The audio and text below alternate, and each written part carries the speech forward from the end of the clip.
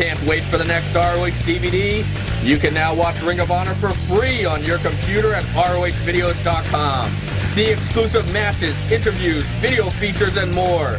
You'll even witness highlights from the latest shows that aren't even released yet. Make sure to check ROHvideos.com every week for the latest exclusive material. Keep up to date with ROH for free at ROHvideos.com. You aren't getting the whole story unless you're going to ROHvideos.com. Hey! Colt Cabana here, and I know what's going on. Stuff's going through your head. It's a big day for you, as it is for Ring of Honor, as this is the very first brand new, state-of-the-art ROH video wire. That's right, I'm talking gigabytes, downloading, megabytes, JPEGs, BPEGs, CPEGs, 3CPEGs, everything in the world. We are taking the ROH recap concept and we are taking it to the next level. That's right. Past Mars, past Saturn, past Uranus, past Pluto. Pluto ain't even a planet anymore. We are taking it out of this galaxy, and we're doing it for you. Now, you ask yourself, I'm sure you're asking yourself at home, probably A, why are my boxers on my ankles? B, why is there this big thing of lotion over here? But most importantly, where's Bobby Cruz? Isn't this his job? No.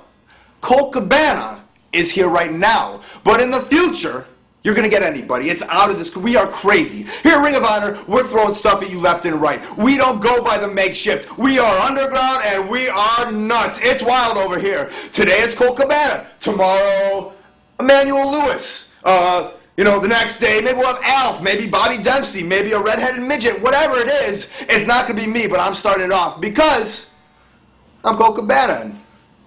I like to think I do a good job at these things, who'd have thunk? Now, you're not going to see me talking this whole time. That's not the reason why you double-clicked. That's not the reason why you're here. You're here for actions. We're going to give you promos. We're going to give you matches, interviews, behind-the-scenes things that you've never seen. And right now, in this very first segment, we're going to give you stuff like the brand new Ring of Honor World Tag Team Champions, Chris Hero, I'm a host now. Chris Hero and Claudio Castagnoli. I got that one right. They're going to be in action, and I've given it to you.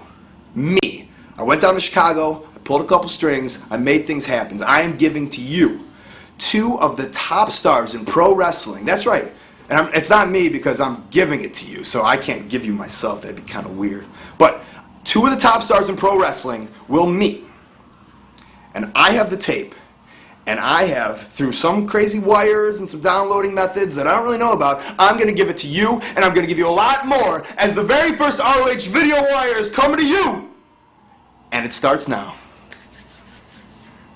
All right, come. Good? Yes! That was awesome! Wasn't that good? Was that good? I'm looking for you everywhere. Thank you, but I nailed that. I was unbelievable. Good, yeah, that was great. Thank great, you awesome. very much. But I'm so glad I found you. Hi. I have something really, really big for you. Yeah, this is so exciting. It's the greatest opportunity of your career. Interesting. Interesting. Because I have something really big for you. For me? Oh, okay. Well, later. This is business.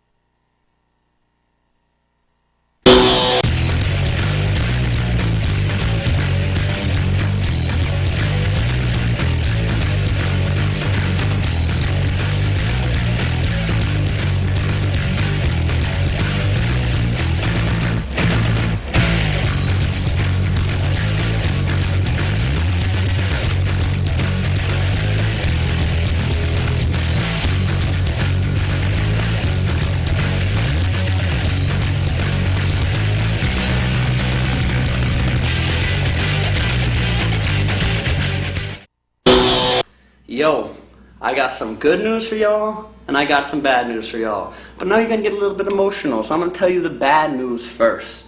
Sadly, From September 25th, I will be gone the rest of the year in Japan. You know what I'm doing. I got to do my thing, make some money. But I want you all to know the good news. January on, I will be back bigger, better, and badder than ever for ROH. Because there ain't no more playing around with Jack Evans, man. I'm going for some gold when I come back. And you know this, man. Shishini gozaimasu.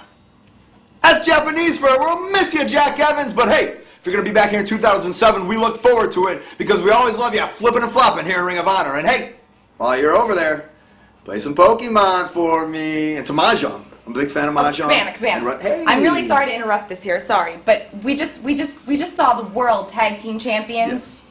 Yes. And using my wonderful business and managerial skills, Yes. I've happened to secure a contract for a title shot October 6th in Cleveland at Survival of the Fittest. An entrepreneur. I like I your am. style. I like your style. So I wanted to ask you What's your point? if maybe you would team with Jimmy. I think it would make a... Weird. Whoa, what are you doing, Jimmy? Why are you here? Shouldn't you be training, focusing on winning Speaking matches of weird. and whatnot? I just came here. Does it really mean... You're a big fan of me? You like my style? You like what I do? Really mean a lot to Lacey if you would team with me. It mean a lot to you, huh? It'd mean a lot to Lacey if you could team with... In turn, it would mean a lot to you, though. And why would I do anything for you? You hit me in the balls. Jimmy! I thought you were supposed to apologize for that. What is wrong with you? She's especially upset about that. That's illegal. Lacey's Angels. We don't do things like that. Yeah. It'd mean a lot to me if you were team with me in Cleveland for the tag team titles. And I'm sorry for hitting you in your balls. Oh, man. We're going to be good friends. BFFs, I think. I don't know what the last F is for, but hey, if you want to partner up with me, I'm always for going for the ROH belts. One day I'm going to have every single belt imaginable in the world of pro wrestling. Fine. Survival of the Fittest, I will tag up with you. I love the opportunity, not a problem. And I love the opportunity to look at these Glory by Honor 5 highlights. This is a good organization with a lot of great talent, and they're going to keep growing. And I, for one, certainly wish them the best because I'd love to see some wrestling come back to what I consider to be wrestling and not a lot of...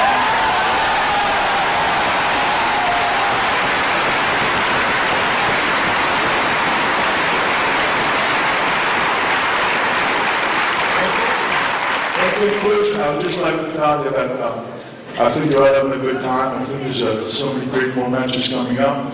I know you're all going to have a good time. I know I've enjoyed what I've seen so far, and I'm going to see lots more of it. And I just want to wish them all the luck in the world. And I want to personally thank you folks because you seem to appreciate legitimate good talent. And so as long as you support it, I'll keep growing. So it's good back to be here. Nice to see everybody. Thank you.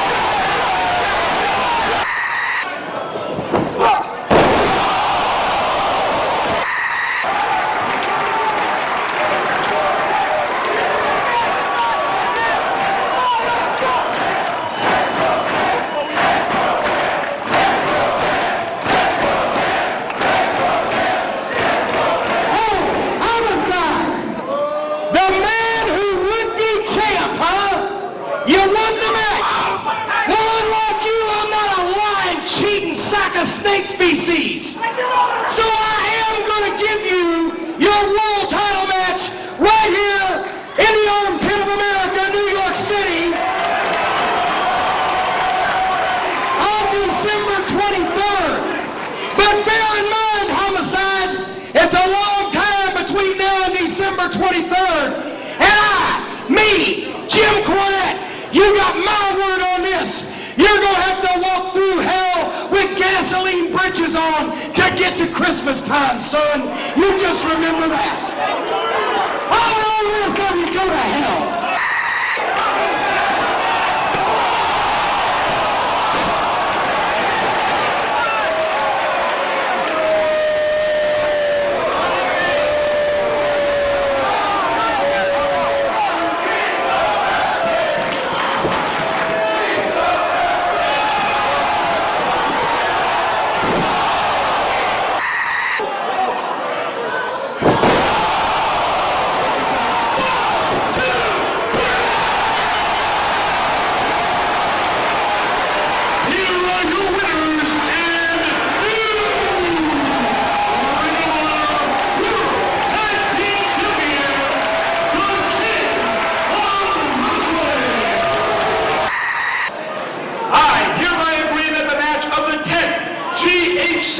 Heavyweight champion Naomichi Marufuji against challenger Nigel McGuinness takes place at Manhattan Center on September 16, 2006.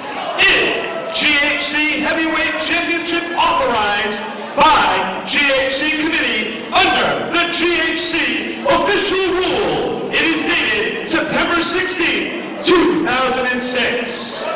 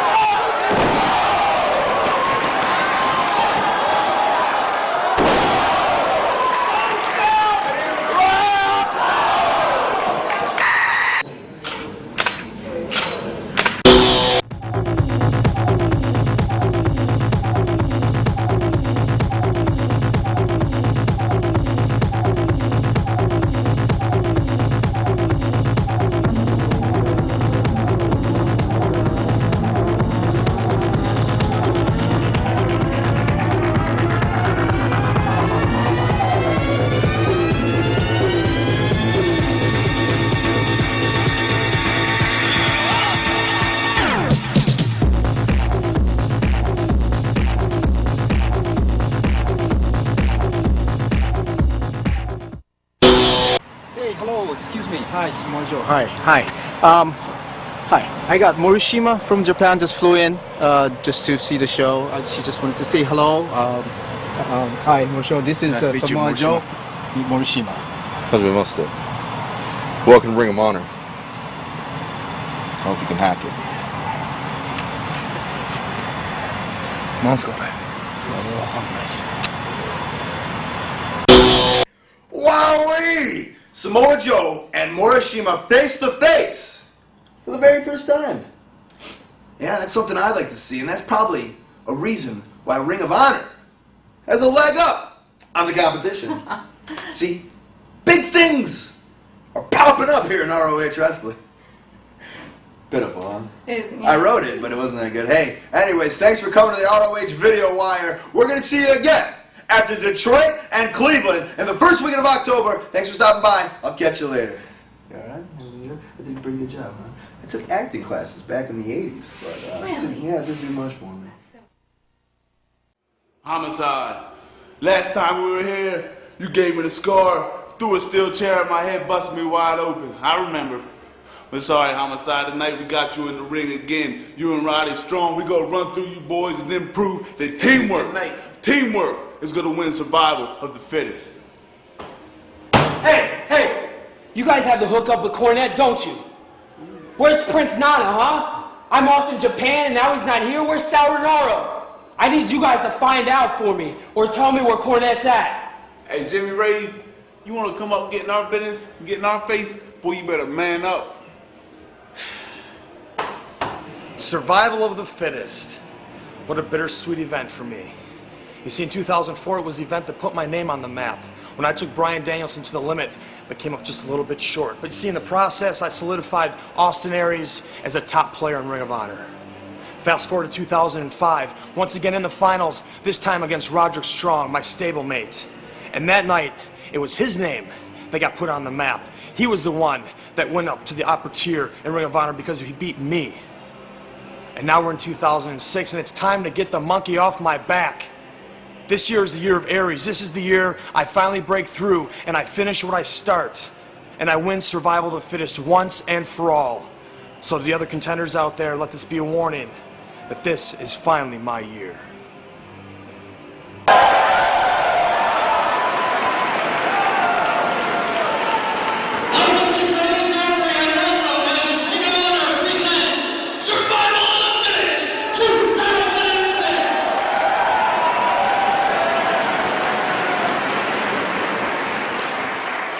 You will see 4 singles matches in the first half of the show and 1 tag team contest as qualifying matches in Survival of the Fittest. The winners will advance to an elimination match later on this evening to determine the champion of 2006 Survival of the Fittest. In the event of a draw, all participants in the match will be eliminated from the tournament.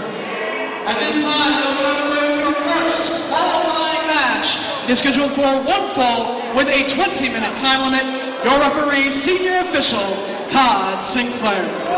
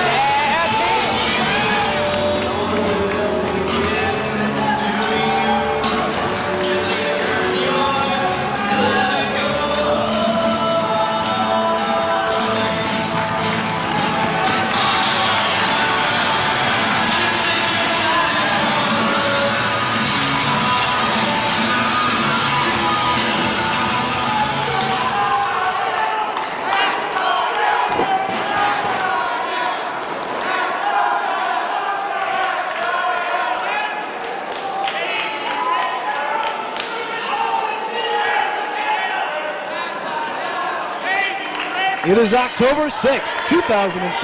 We are in Cleveland, Ohio at Gray's Armory for Survival of the Fittest 2006. Dave Prazak joined at this time by Jared David. We're getting things started off with Davey Richards and Matt Sydal, two rising stars, possible main eventers here in the future in Ring of Honor. Yeah, Dave, what a great way to kick off this event. Matt Sydal, Davey Richards, two competitors that are just just a small nudge below that top tier here in Ring of Honor, and a huge win here could propel them to that top status. Survival of the Fittest, a format that can really help the career of any of the competitors involved in the tournament in terms of just establishing themselves here in Ring of Honor if they aren't already. And right now it's Matt Sydal controlling the head of Davey Richards, trying to work his way out of this position. Davey Richards trying to get out of the head scissors. What a bridge there from Richards, now in control. And Sydal better be careful because Davey Richards so dangerous, could hit a kick out of nowhere. We've seen it many times, but right now instead takes him over into a pin. That's a near fall out of it. Both men right back to their feet very quickly. Not only would winning Survival of the Fittest really elevate the status of one of these men in professional wrestling in general, but the winner also gets a world title shot in the near future. So much at stake. The world title shot in the future for any of these men. And you can see a lot of different interesting scenarios coming out of the Survival of the Fittest, Dave. Maybe a title match of the future that we may never have seen otherwise. Matt Sydal works his way into the side headlock on Davey Richards, who's been very impressive in his ROH outings thus far. Of course, really put himself on the ROH map with victories against Jimmy Rave, a veteran of ROH competition, looking to propel himself even higher in Ring of Honor here this evening. And Davey Richards trying to ground Matt Sydal. Matt Sydal getting the better of it there. But Dave, if you are Davey Richards, you need to keep Matt Sydal on the mat. You can't afford to let him fly because that's when he's at his best. And brings him down to the mat. It's exactly what he does. Puts right over into that side headlock once again, grinding away on the side of the head of Matt Sydal. He's trying to work his way back to his feet, and he does. Now Davey Richards, top wrist lock here. And Sydal, a very versatile competitor. He can do a lot, Dave. He doesn't just have to fly. And we've seen him go hold for hold with Davey Richards. Nice backflip into a trip. And takes Richards off his feet. Sydal hits the rope, steps over Richards. Leapfrog from Davey. Some great agility shown by both men. And it's Matt Sydal with the arm drag. Goes for it again, but Davey Richards blocks the attempt.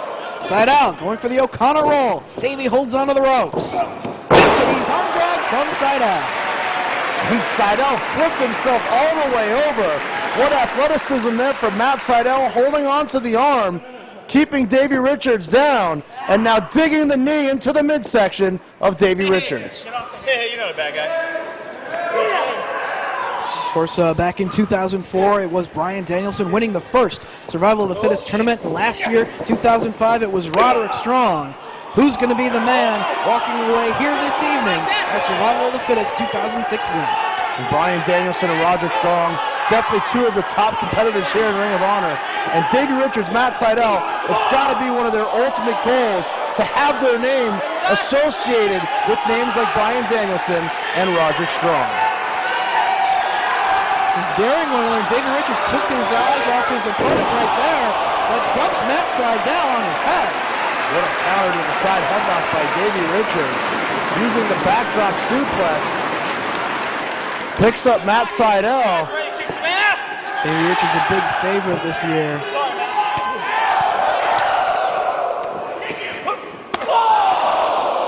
Nice combination of chops and the kick from Davey Richards. And this is the first time that either of these men are in a Survival of the Fittest tournament. Davey Richards wasting no time picking up Sydal. Has him hooked for another back suplex. Takes him down. Davey Richards, the American protege of Kenta, who's really made his mark here in Ring of Honor in 2006. Davey Richards just measuring Sydal for the kick. Connects so very hard.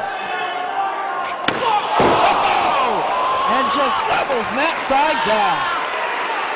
And the kicks of Davey Richards just as lethal as a kick from Kenta. And the American protege of Kenta, as you said, Davey Richards has really done a good job of making Kenta proud here in Ring of Honor. What a quick ascent he's had in just his short Ring of Honor career. Rounded head scissors on Matt Sydal, trying to work his way free of this position. The chest of Sydal just beat red from a series of chops and kicks, courtesy of Richards. Sydal really feeling the effects here. Yeah, Sydal was able to roll himself into the ropes, but Davey Richards right back on the attack, stomp to the back, and has Sydal hooked for another suplex. But he tried to block the attempt, but Davey's able to get the suplex. Lateral press. Hit the leg, man. Only gets 2. Davey Richards visibly frustrated, but as you said, he did not hook the leg. There's no one to blame but himself. Has Sydal once again, sends him off. Ducks his head. Matt Sydal kicking away, and the chest follows up with the drop kick. Davey staying on his feet, though. Catches Sydal. Several knees to the midsection. Takes him down on the mat once again. Big snapmare there from Richards, and then a kick right to the chest of Matt Sydal, folding him in half. Got all of that kick right to the chest once again. Davey Richards in full control of this matchup. So much has got to be on the minds of these two men, Dave, because if they win this match to move on later on tonight to the Survival of the Fittest, they really can't afford to get injured this early on. They've got a bigger match coming on later on potentially. Well, trying to shake off the effects, Matt Sydal just getting in the face of Davey Richards. He's continuing to kick away. Matt Sydal telling him to bring it on. Look at the toughness of Matt Sydal. Catches the leg and takes him down with the dragon screw leg whip. Back to his feet, though, is Davey. Head scissors from Sydal. You got to wonder if Sydal was playing possum there, as he had the kick very well scouted. And just sidesteps Davey Richards, tosses him over the top into the hardwood floor.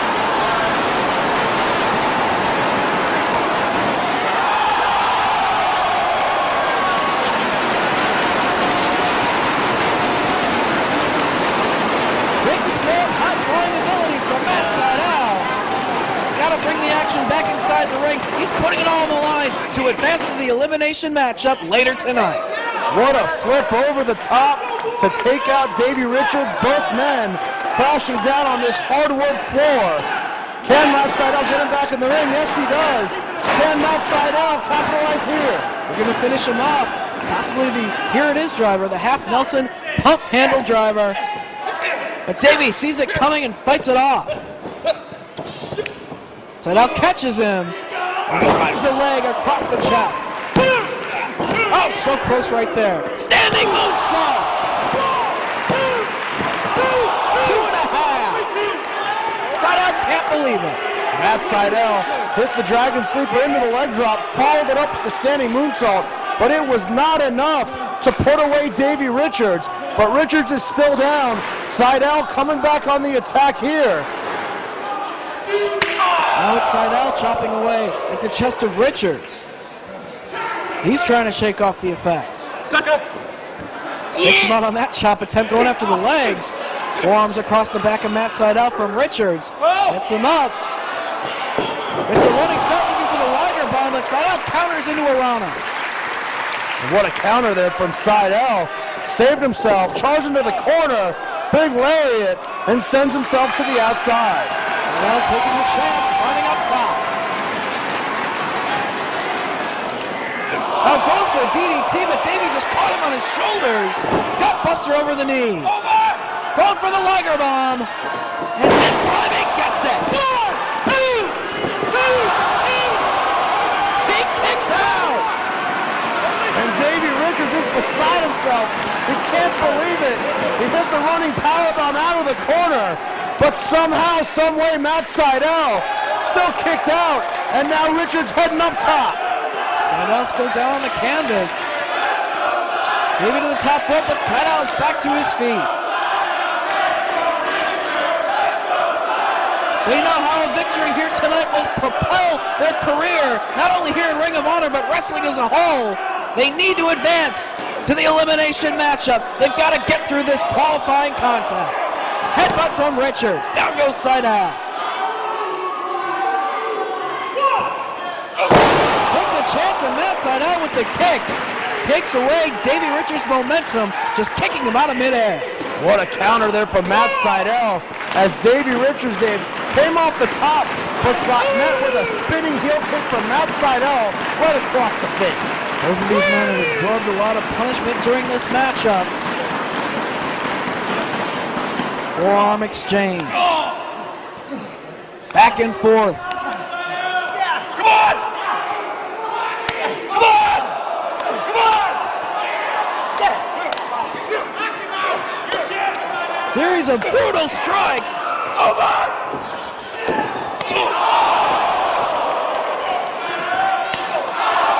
And Seidel lining up the chest of Davey Richards.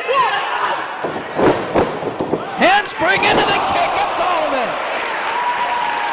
Richards senses victory. Off comes the elbow pad. Davey Richards said that's it. And now has the elbow pad off. Could it be the running elbow? Connects. And Seidel kicking away at the arm. Enziguri upside the head. Richards trying to stay on his feet. Big lariat. Only two. Discus clothesline, not enough to put away Seidel. And Davey Richards can't believe it. He hit all of it. But still, Seidel found a way to kick out. Davey Richards looking to follow up, maybe senses that it's time to go for that butterfly brainbuster. But no, places Seidel up top. He's been working over that chest all match long. Oh, he's butterflying the arms up top. A super brainbuster. But no, Matt Seidel fighting his way out of it. Kicking away at the chest of Richards. Down he goes.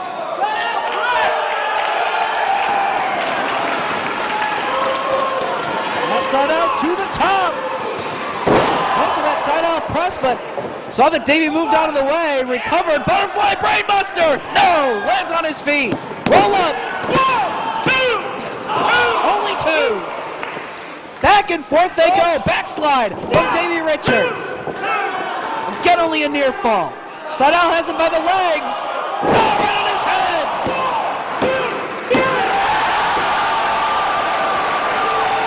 Impressive victory for Matt Seidel. From Davey Richards right on his head. Matt Seidel picks up the win. He advances into the elimination match. And let's go to last year's winner, Roderick Strong.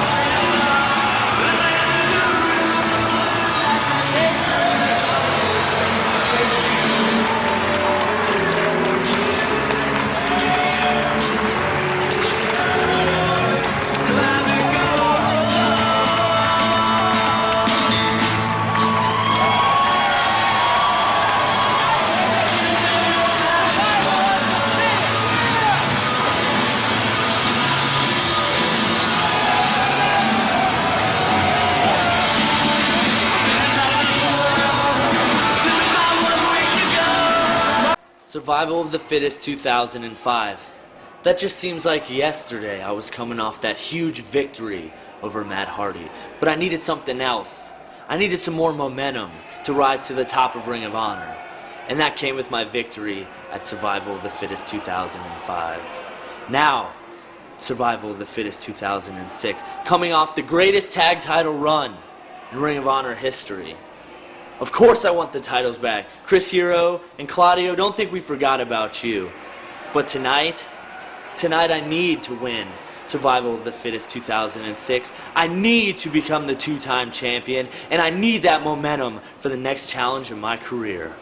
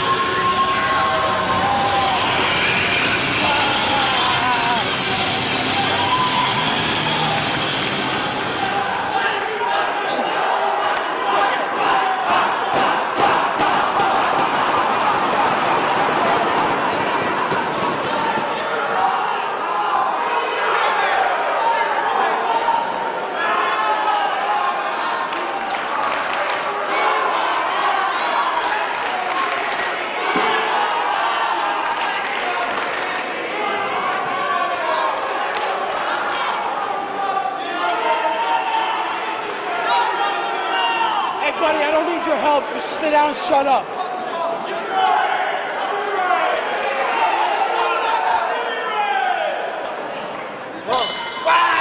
There's the opening bell, and Delirious, the trigger in his head, losing his mind at the opening bell as usual, or just getting fired up. He's ready for action to take on Jimmy Rave, accompanied to the ring by Daisy Hayes here tonight. Prince Nana has been missing since England. Nobody knows where he's at. What's going on with the embassy? Sal Renaro not at the side of Jimmy Rave either.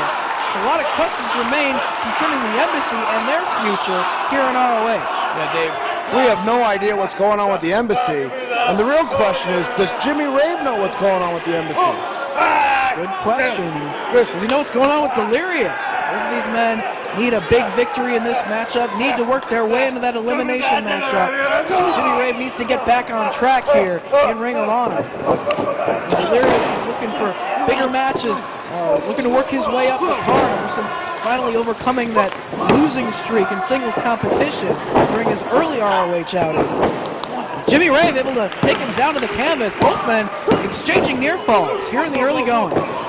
Delirious able to crawl through the legs and going for a nice jog on the outside. Delirious is doing laps on the floor. And Jimmy Rave following him back inside the ring, and out the other side of the ring goes Delirious. More laps around the ring. He's a little off.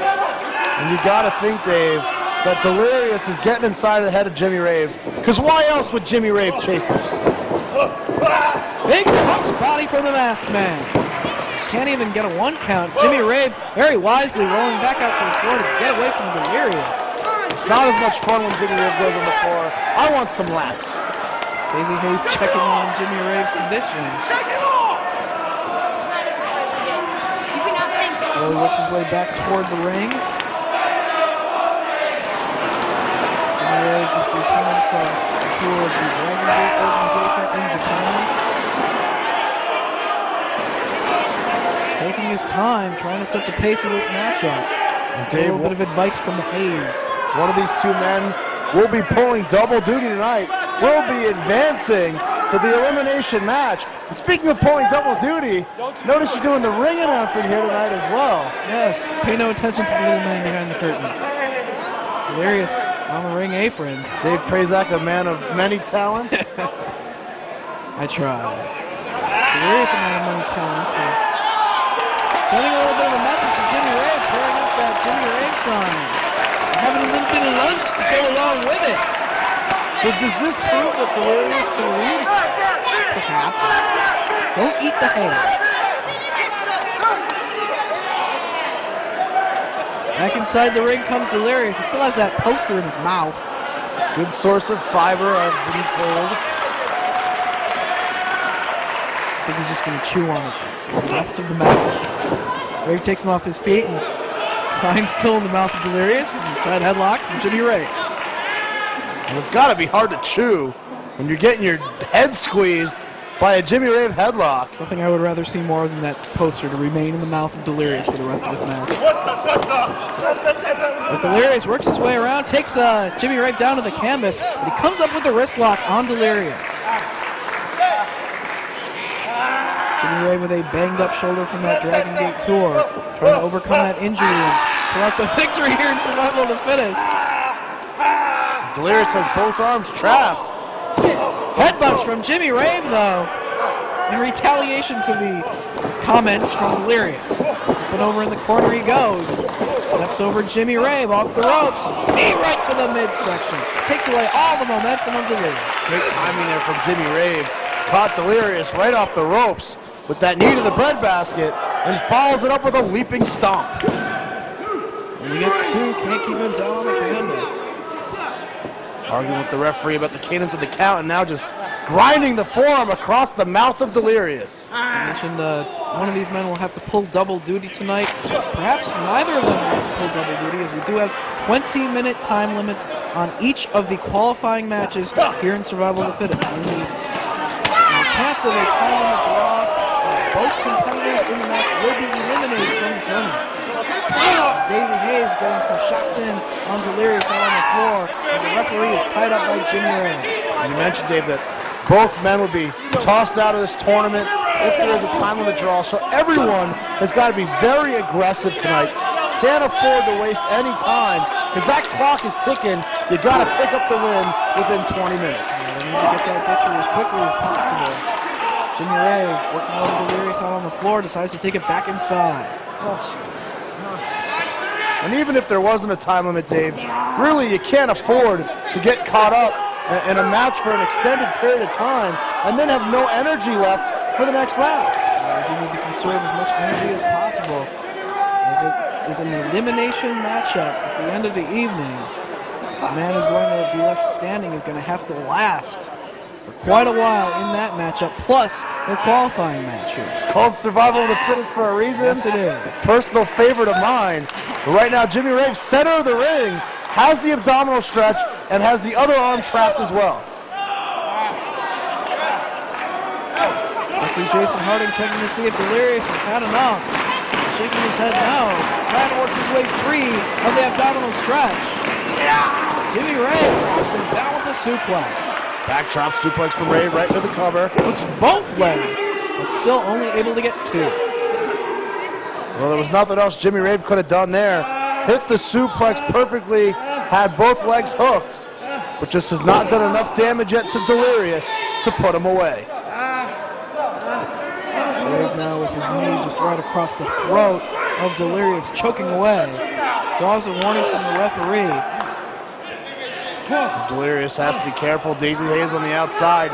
Dave, we've already seen her interfere. You gotta believe she's gonna interfere any chance she gets. Well, we've seen the Embassy work as a unit in the past, but here tonight they only have one Embassy member at ringside in the corner of Jimmy Rave. You don't have quite the numbers game, because you still don't know what's up with Prince Nana or Sayonara. Yeah, very true. It's not uncommon for Jimmy Rave to have 2-3 people on the outside interfering on his behalf. Trying to wear down Delirious, take away all of his energy. And the hip tosses his way out of the abdominal stretch. Jimmy Rave kicking away at the midsection very quickly. Shot to the midsection of Jimmy Rave. Headbutt stopped Jimmy Rave right in his tracks. See if Delirious can capitalize here. Sends him down to the mat. Forearm strike from the Masked Man. Rave backed into the corner. Irish whip. Rave into the buckle. Back body drop from Delirious.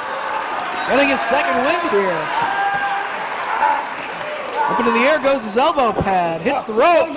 Duck of the clothesline. Bam! Leaping lariat. Falls over into the cover. Rave able to get his shoulder up. Delirious now looking to follow up here. Maybe looking for the Cobra clutch to hit that Cobra stretch. A submission maneuver that he has been utilizing as of late to put away his opponents. Jimmy Rave drives himself into the corner to break the hold, but runs right into a boot. Kick to the back sends Jimmy Rave into the corner. Sternum first into that middle turnbuckle. Went Jimmy Rave. Delirious is up. Came charging like he was going to go for the panic attack. Rave saw it coming, maybe playing a little possum in the corner, and was able to connect with the spear. But may have further injured that shoulder, Dave. See, he was clutching that shoulder after hitting the spear. Both competitors now out in Canadian territory on the apron. Grabs hold of the mask of Delirious. Shot to the midsection though. Who's going to get the advantage here? Very dangerous as the floor is awaiting below. Chopping away at the chest of Jimmy Rave. Delirious trying to get a maneuver on the apron, but Rave fights his way out of that position. And drives Delirious down right across the edge of the ring. There's no padding out there. What a clothesline from Jimmy Rave to send down Delirious on the edge. Just steel and wood, the frame of the ring, right into the back of Delirious. Drives both boots right into the face of the Masked Man, pulls him out of the corner and goes for the cover.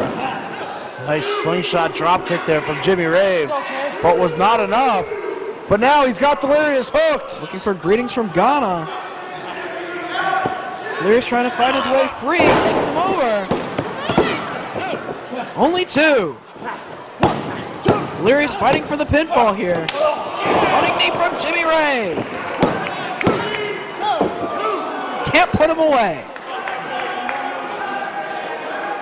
Jimmy Rave now picking up Delirious. He'll be going for greetings from Ghana. But again, Delirious able to counter. Drives Jimmy Rave into the corner. Drop toe hold from Delirious. Looked like Rave was going for another spear. Nice counter for Delirious. Running knee lift. Going for the Cobra clutch once again. Into the backbreaker over the knee. Rolls him over. Cobra stretch.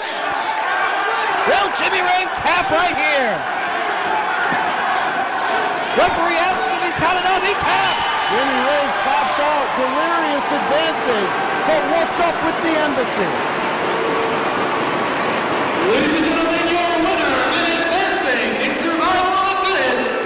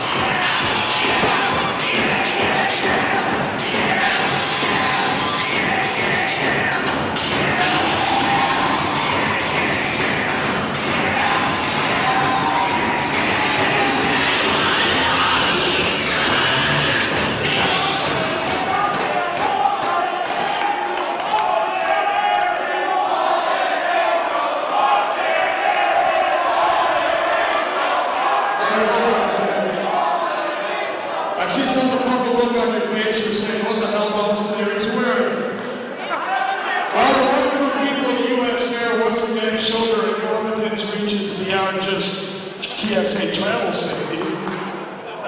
Deodorant's very dangerous.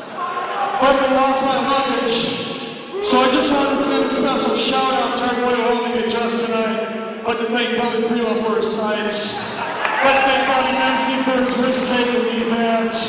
Mitch Franklin for the kick pads, thank you. Jake Crooks, thanks for your boots. I appreciate it. Hope to bring a big W all your way. Thank you.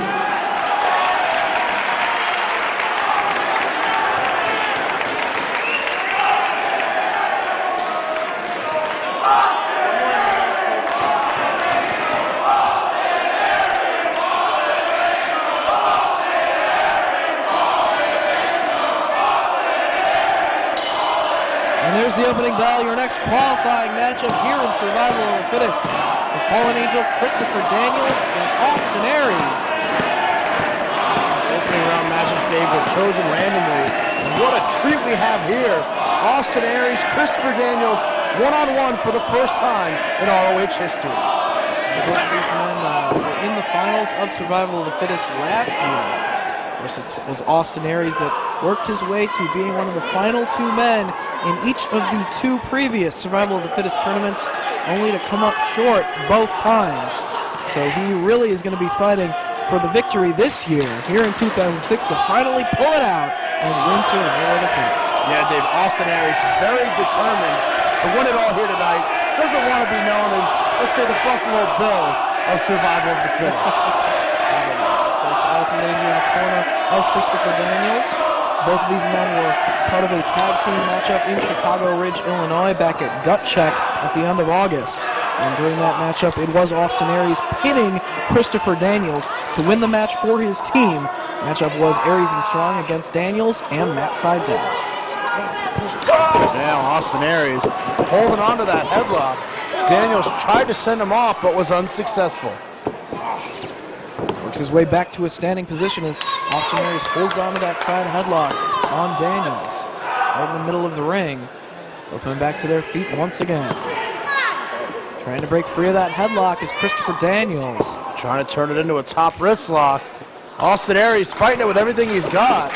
And Austin Aries ends up with a hammerlock and goes quickly back to the headlock. Maintaining control of the Fallen Angel.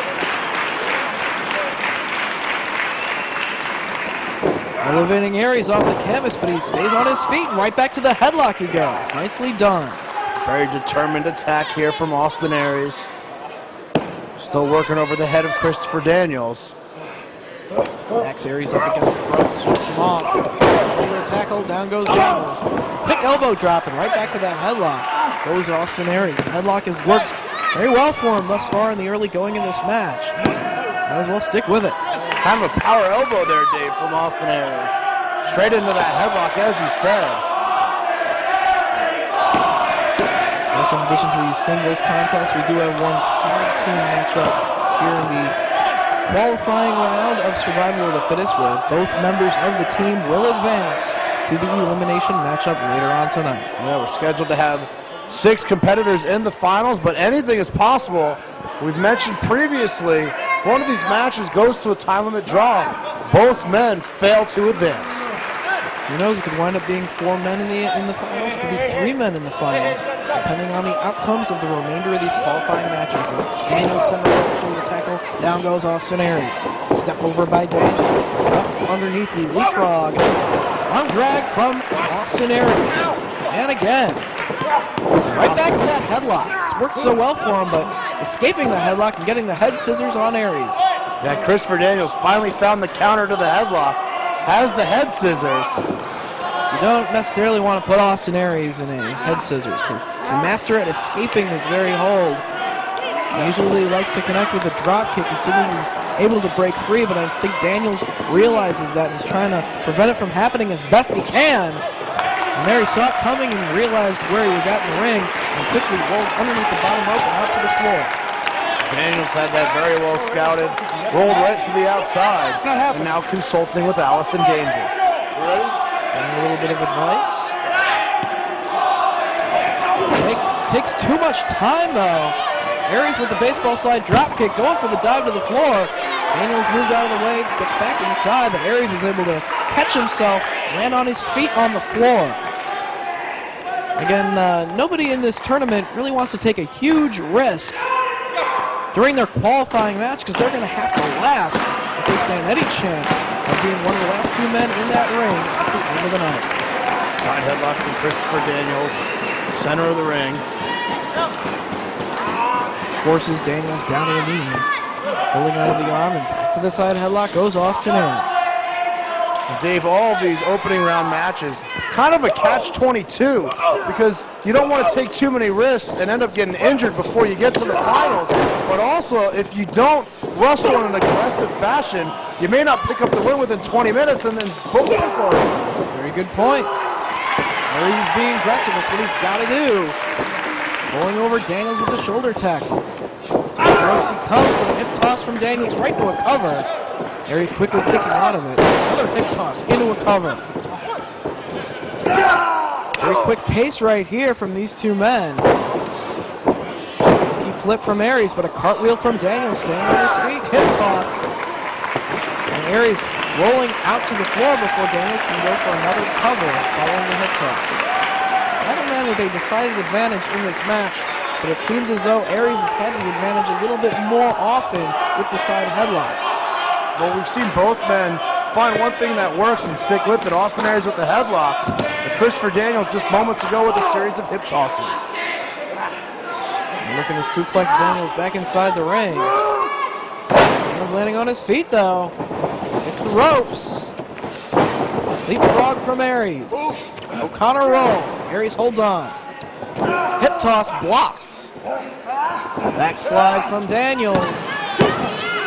Only gets two, and there's the drop kick from Austin Aries, right to the face. And caught Christopher Daniels right on the side of the head there. And Daniels rolls to the outside once again.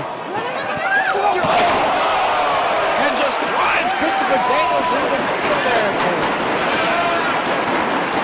There's that aggressiveness that Austin Aries needs to show in this match if he wants to work his way to the finals 3 years in a row. Austin Aries wasted no time picking up Daniels right away and sending him back into the ring. Aries wants to get that monkey off his back. He wants to finally pull it out this year. Brings himself back in the ring with the senton. Frog elbow into a splash. Only gets two though. Now Austin Aries going after the face of Daniels. Daniels needs to shift his body, get that foot under the bottom rope. You notice a different gear on Austin Aries this evening. There's some flight difficulties, a bag of loss. Not only Austin Aries, but with Brian Danielson. He's going to have to put together some makeshift gear in the locker room here tonight. What airline was that? So I know to avoid. I'm not sure. I need to check out. Into the midsection of Christopher Daniels. I mean, it's just a little thing, but, you know, if you don't have your own wrestling boots on, it could take out the game just a little bit. But Dave, let's face it, athletes are very superstitious. You never know what tiny little thing could end up irritating them and make them lose their focus. Very true. Driving the shoulder into the midsection of Christopher Daniels in the corner repeatedly. Just wearing him out. Making it hard for Christopher Daniels to catch his breath here. Running knee right to the midsection. Knocks down Daniels. Goes up to the second rope. Drives down, lateral press. Daniels able to kick out. And Austin Aries trying to figure out his next move here. We're still to come in qualifying match action. It will be a rematch of the fight of the century between Brian Danielson and Samoa Joe. Austin Aries has the head of Christopher Daniels trapped. Looking for the brainbuster. Daniels down to a knee to block. Trying to get him up. Drops him down with the gourd buster. Bridges forward. A lot of pressure put on the neck of Christopher Daniels. Austin Aries pulling back with everything he's got on the neck of Daniels. Daniels has to find a way out. An inch back toward the ropes. See if he can get his boot across the bottom rope. to force a break. Austin Aries able to hold on. Front choke here. Trying to hook him for the brain buster once again, and again, Daniels blocking the attempt. Headbutts from Aries, right across the back of Christopher Daniels, trying to soften him up. Going for the neck breaker, but Daniels, valley driver. What a counter from the fallen angel. Christopher Daniels hits the Death Valley driver out of nowhere. And Austin Aries may be out, almost on instinct, going to the floor to buy himself some time. Smart on Austin Aries' part. He's in a weaker position. He needed to get himself out of the ring so that Daniels couldn't follow up right away and capitalize. Can't go for the cover. He's got to bring him back inside the ring. This buys Austin Aries a little bit more time to shake off the effects of the DVD. Every second so precious here for Austin Aries after taking that blow to the head on the Death Valley driver.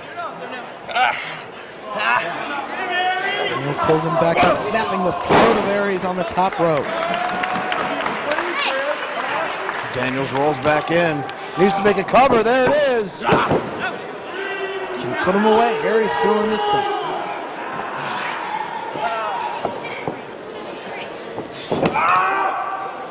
Down with the suplex right in the middle of the ring, right on the neck of Austin Aries. And you see now the momentum beginning to mount for Christopher Daniels. Taking over the neck of Aries. Very focused attack on the neck here. As you pointed out, Daniels wastes no time going after it again. So many of Christopher Daniels' moves focus on the neck, its impact on the neck with the Angel's Wings, with the Koji Clutch. Last rights as well. That was a very wise move for Christopher Daniels to focus on the body part. And more damage done to the neck with a cover. Only two. Reverse headlock takedown, not enough to put away Austin Aries. Again, twisting away on the chin, causing that neck to be bent to the side. A lot of pressure on Austin Aries. Using the thigh to apply pressure to the neck on both sides. As Austin Aries gets back to his feet, trying to find a way out. Pin breaker from Aries. Frees himself from Daniels' clutches. Drop toe hold right into the second rope. Great neck first on that middle rope. More pressure put on the neck of Austin Aries. Using those ropes to his advantage is Christopher Daniels while he can. Both men out to the floor now. Right to the barricade goes Austin Aries. Dave Austin Aries looks to be in a lot of trouble here.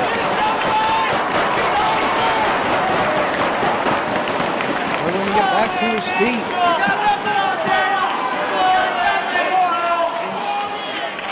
Pulls him back inside the ring, does Christopher Daniels. And even if Austin Aries finds a way to come back here, Dave, and advance, there's going to be 5 guys waiting for him to do more damage to that injured neck now. Into the rope. Luther, powerbomb. And he gets a near fall though. Aries able to kick out. Fallen Angel in control of this match. Set up Aries right where he wanted him. Radiant press, but nobody home. Aries moved out of the way. Aries trying to dig down for some extra energy. Will Christopher Daniels be able to take Austin Aries out of Survival of the Fittest here in this qualifying matchup? Shoulders to the gut and a forearm. And now both men going back and forth. Neither man going down. Aries able to duck out of Daniels' path and connect with 2 in succession. Make it 3. Twisting body press. Only 2. Cape Rana from Aries. Again, only 2. Quick attacks here from Austin Aries. Trying to find a way to put away Christopher Daniels. Daniels holds on.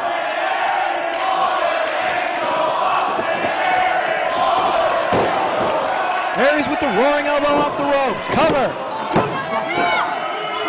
Only 2.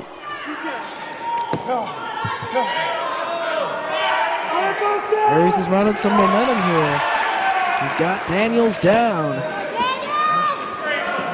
Both men now have got to be looking for that one big move to put away their opponent. Trying to get that brainbuster once again, but Daniels throws him into the corner. Over to the back by Aries. Has Daniels hooked. Daniels trying to fight it off. Held onto that top rope to block, and this time he connects with the Arabian press, but only gets two. STL in the Arabian press. Not enough to put away Austin Aries. I got one for you right here. Alice in danger, shouting encouragement to Christopher Daniels. As Aries driven face first into the top turnbuckle. Aries moves out of the way in the corner, rolls him up. But Daniels hasn't. Oh, watch out for the Koji clutch. Can he get it? He's got it cinched in. Austin Aries tap. And Daniels can get that Koji clutch out of anywhere. Has it cinched in. Aries desperate to make the ropes. Trying to adjust his legs and finally gets the bottom rope. Ring positioning saved Austin Aries right there. You can't allow Christopher Daniels to lock that in the center of the ring, or this thing could be over. Daniels right back up. Could be thinking about going for the best moonsault ever. Messing with the Uranagi. And pointing to the top rope. But Aries clutches the leg of Christopher Daniels before he can go up top. Hits him once again. Second Uranagi to take down Aries. The best moonsault ever. Moves out of the way, but Daniels landed on his feet. Forearm shot from Aries. Daniels back to his feet. Crucifix bomb. What a move by Austin Aries to take down Christopher Daniels. Drove him down with that crucifix. Daniels back to his feet in the corner. And here comes Aries. Connects with a running drop kick. Cover. Gets his shoulder up. Can we see the 450? He's calling for it, Dave. Can he hit it? Daniels back to his feet. Connects with the palm strike. Daniels wasted no time getting back up. Able to stun Aries with the palm strike. Now butterflies the arms on the top. After the butterfly superplex. Aries trying to hang on and block the attempt. Takes up the legs of Daniels. All the way up top. 450. Austin Aries picks up the win with the 450. Aries gets the win. He's on his way to the finals. Is this the year he finally wins it all? Ladies and gentlemen, your winner and advancing in Survival of the Fittest, Austin Aries!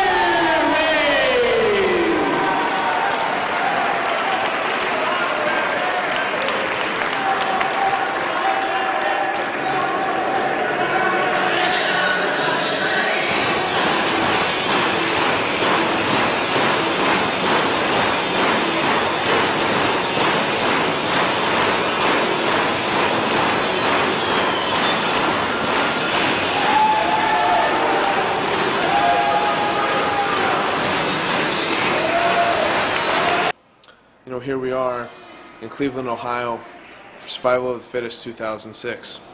And when you look back, I'm the person who put Survival of the Fittest on the map. Back in 2004, when I won the first Survival of the Fittest in a great match that made Austin Aries a star, when I beat him, I'm the man who made Survival of the Fittest. And now tonight, they put me up in a match against Samoa Joe. You know what? Samoa Joe doesn't deserve a rematch with me. After the fight of the century, he doesn't deserve another match with the best wrestler in the world. But do you know what? It doesn't matter. Because tonight, even though my shoulder hurts, even though I've got the 2 torn tendons in my shoulder and another one torn in my chest, tonight I am going to kill the legacy and the myth of Samoa Joe. And after I beat him tonight, he's not going to deserve another world title shot.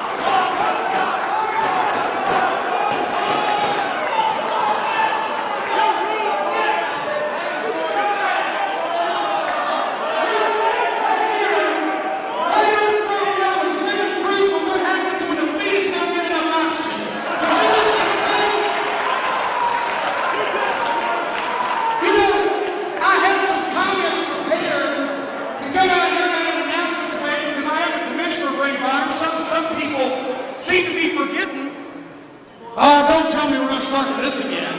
I'll fire the sound guy too. The problem is, once again when I come out here, after a couple of months of trying to explain what's going on with people, I still hear a small smattering of boos. I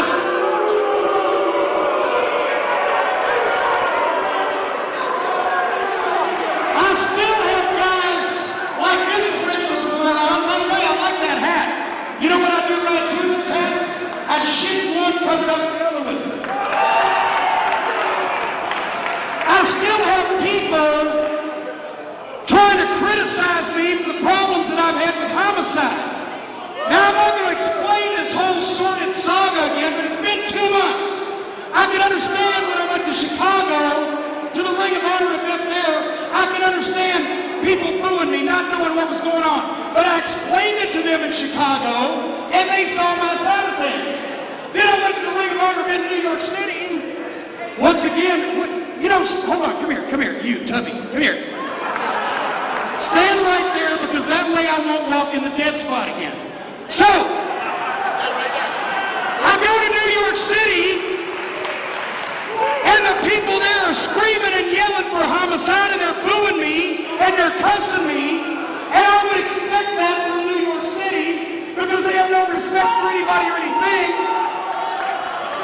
But then here I come to Cleveland.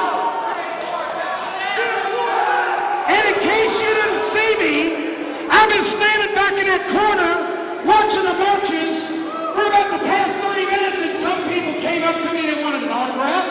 Some people came up to me and wanted to shake my hand. Some people came up and wanted to take my picture. But you know what? All you booing guys, all you flipping Jim Cornell guys, nobody came over there and said to my face that they were on homicide side. Nobody came over there and said to my face, screw you, Cornette. So I have to assume that a great amount of the people here in Cleveland, Ohio, are a bunch of ballless cowards. You know what I'm talking about now? Because I don't come here, the thing is, I didn't come here to be disrespected. I can stay at home and I go to the grocery and get somebody to disrespect me. I don't have to come to Cleveland, Ohio and be disrespected. I don't come here and say to you people, Cleveland, Ohio is the mistake on the lake. I don't come here and say to you people that the last people the Indians beat was Custer.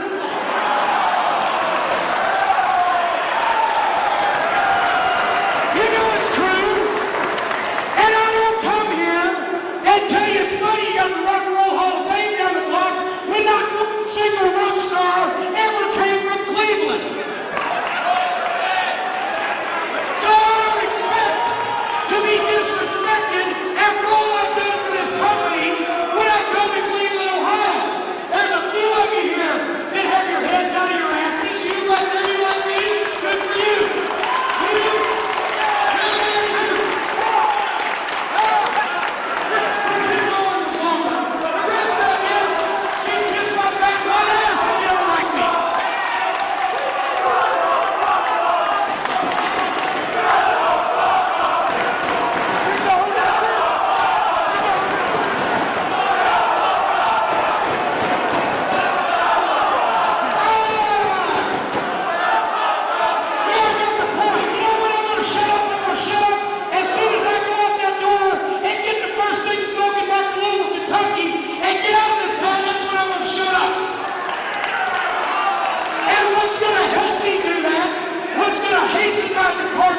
From this crummy, stinking backwater town.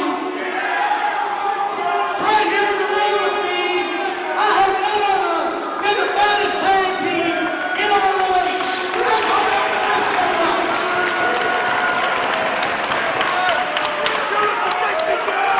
Okay, come here, Briscoes. Everybody knows that I promised Homicide that he can have his shot at the world title December 23rd in New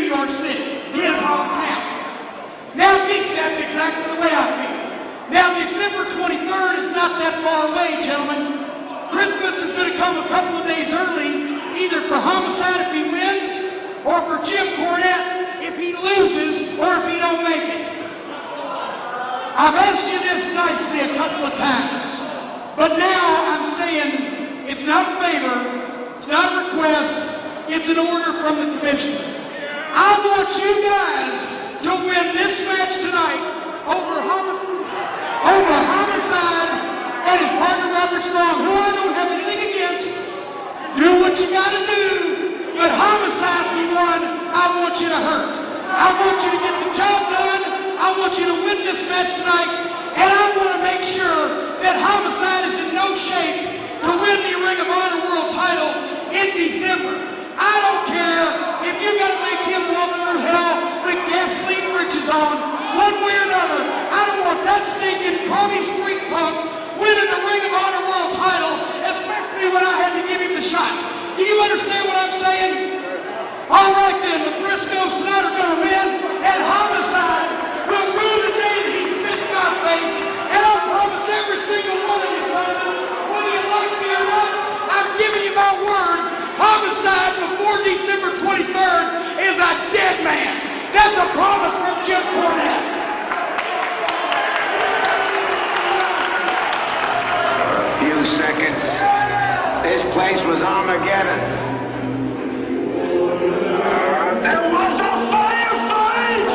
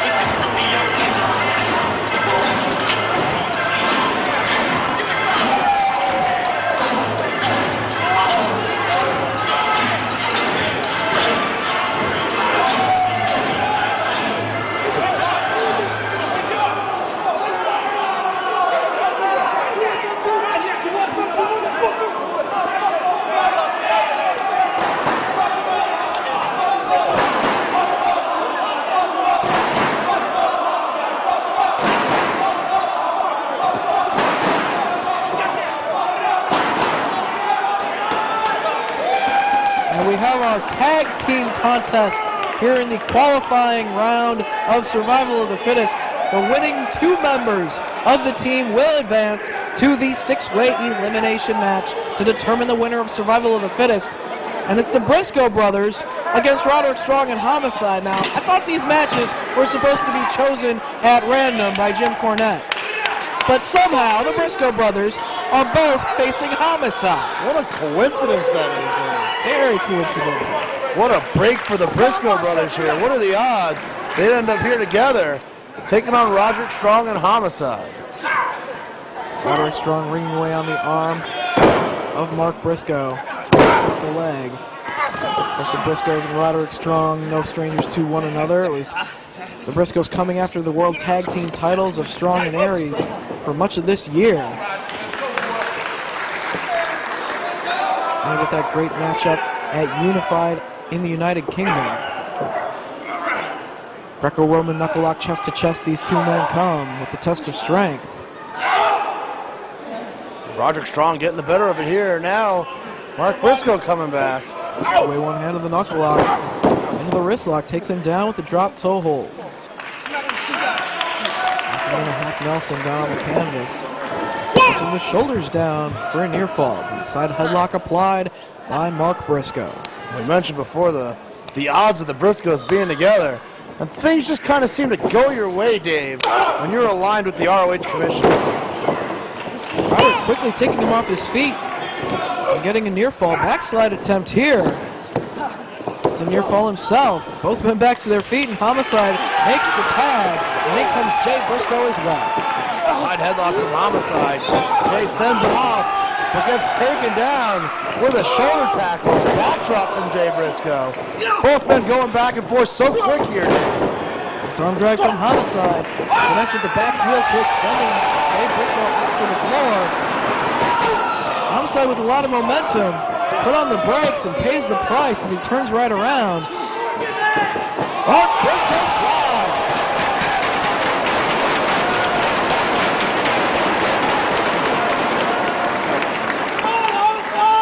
Of course, Homicide has had his problems with the Briscoes, including the last event here in Cleveland, Generation Now.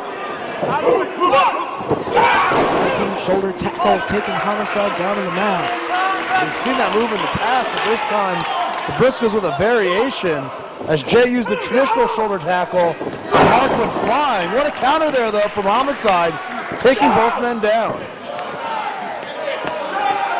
Jim Cornette trying to stack the deck against Homicide, sending both of the Briscoes after him in this matchup.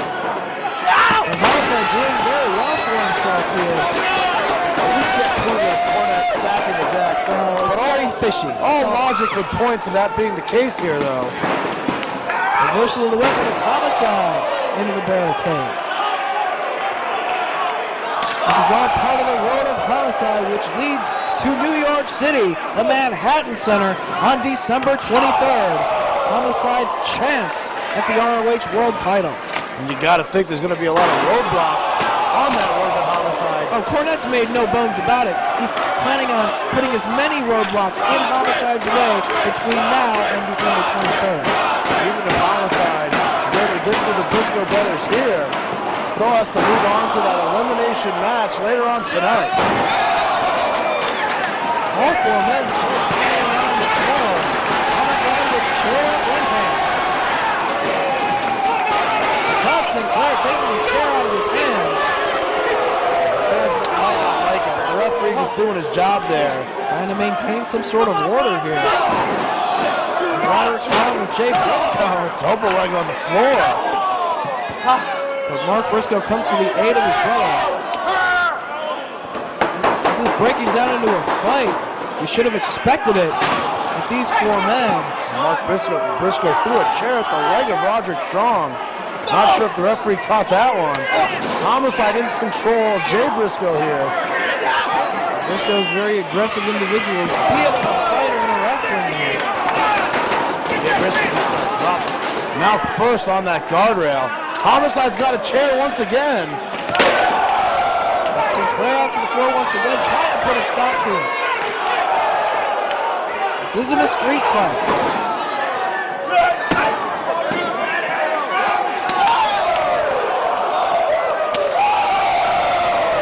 Sinclair really asserting his authority in this matchup. But so much chaos going on here on the outside.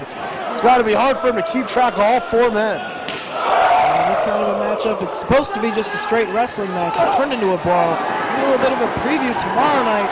It will be a street fight between the Briscoes and the team of Homicide and Samoa Joe in Detroit. What a brawl that should be, too. Right now, Homicide able to reverse. Sends Jay into the corner. Running clothesline takes him down. Homicide with the running start, just driving the knee into the side of the head. What teamwork here, Dave, with the team of Roderick Strong and Homicide. Roderick Strong, a former ROH World Tag Team Champion. Homicide still yet to have held gold in ROH. He's vowed by the end of 2006 he will capture a title. And he's going to walk. He's going to quit the company. Right now, double team strategy from Homicide and Roderick Strong. Team boardbuster. Into the camel clutch variation goes Roderick. Homicide with the boot right to the mouth. You mentioned moments ago, Dave, the Homicide is starting to leave the company. And you got to think there's a lot of guys in the locker room that would love to see that. Homicide, one of the most dangerous men in the history of Ring of Honor. There's got to be a lot of guys that would love for Homicide to no longer be a factor. And Jim Cornette would be at the top of that list. Trying to shake off the effects. T-bone suplex from Homicide. It's the tag. In comes Roderick once again. Roderick right away, clubbing blow to the back there. Sends Jay Briscoe off the ropes and takes him down with a drop kick. Great height on that drop kick. He only gets two. Kicks him into the corner. Charges that shoulder right into the gut. Follows it up with a chop.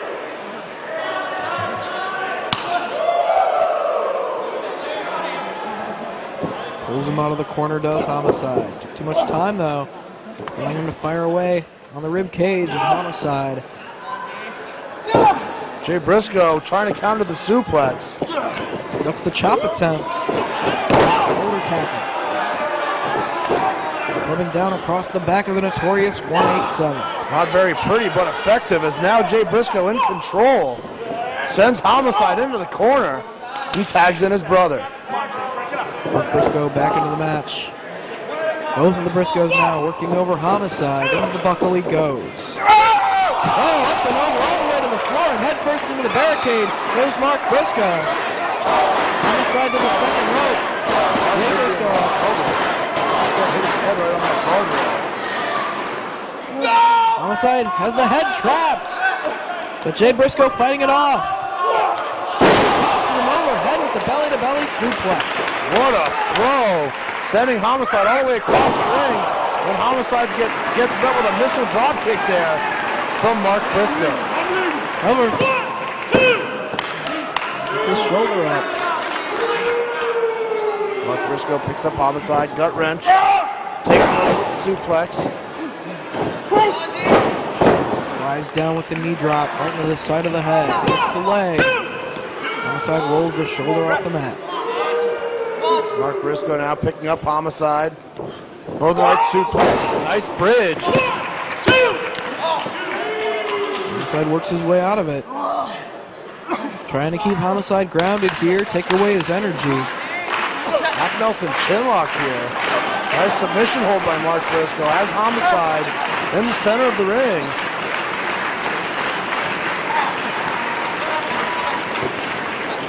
And once again, nothing Jim Cornette would like to see more than Homicide taken out of action this weekend, be it in this matchup, be it later on in Survival of the Fittest here tonight, or be it in that street fight tomorrow. Boot to the midsection of Homicide. Connects off the ropes. Goes for the cover. Roderick in to save his partner.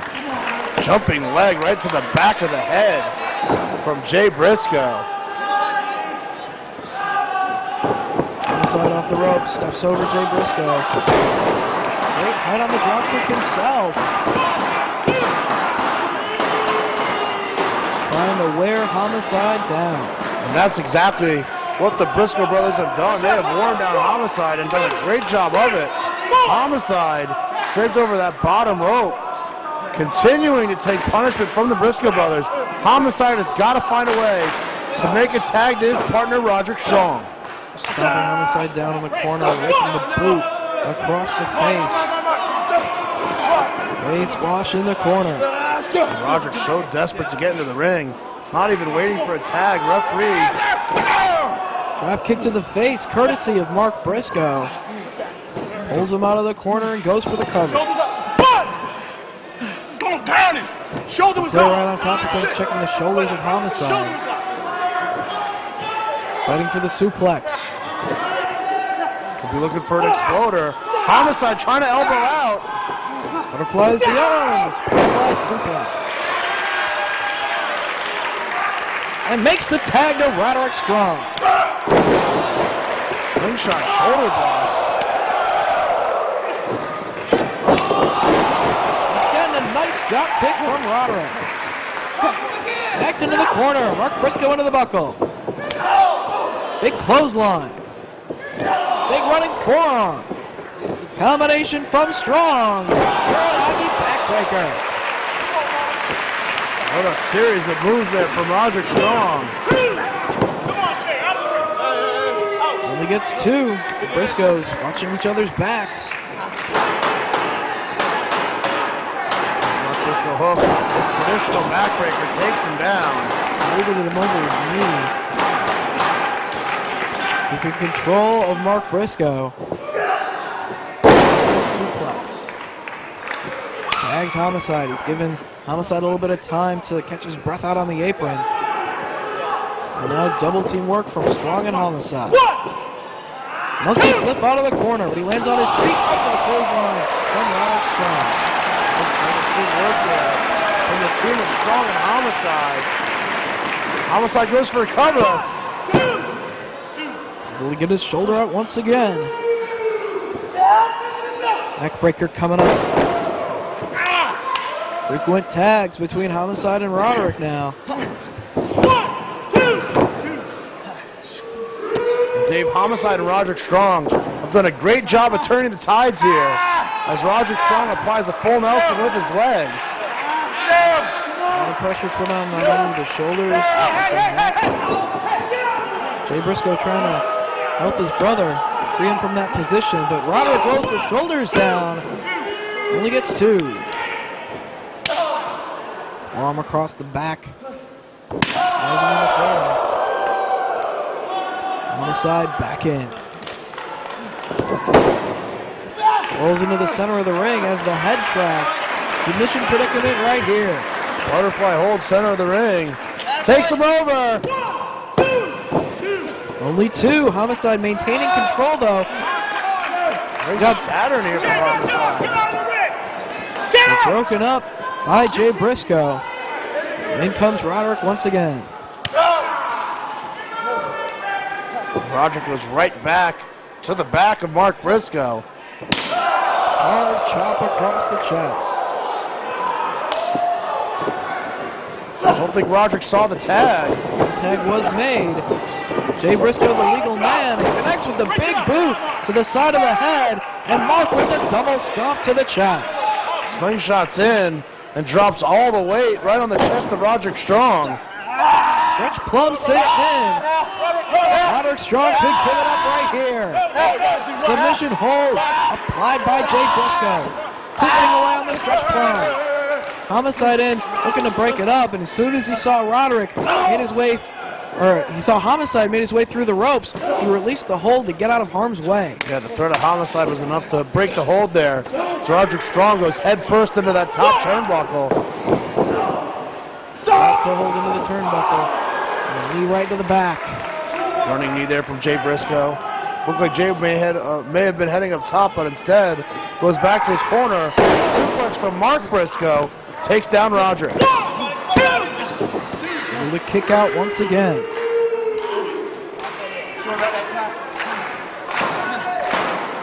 Roderick back to his feet. Top of the zone. Don't want to get into a chop fight with Roderick Strong. Driving the elbow to the side of the head of Roderick repeatedly. Well, if there's anybody stubborn enough to get into a chop fight with Roderick Strong, it's the Briscoe brothers. Back elbow takes down Roderick. And the Briscoe brothers doing a good job of using those drop downs to keep their opponents off balance. Cut the ring in half. They're keeping Roderick away from Homicide now. Homicide steps to the ropes, throws a warning from Sinclair. And Jay Briscoe now chopping away at the chest of Strong. Just as Roderick was about to make his move, Jay Briscoe shifted into another gear. Where's he getting this from? Series of chops and elbows. Mark back in, driving the shoulder into the midsection. Time and time again.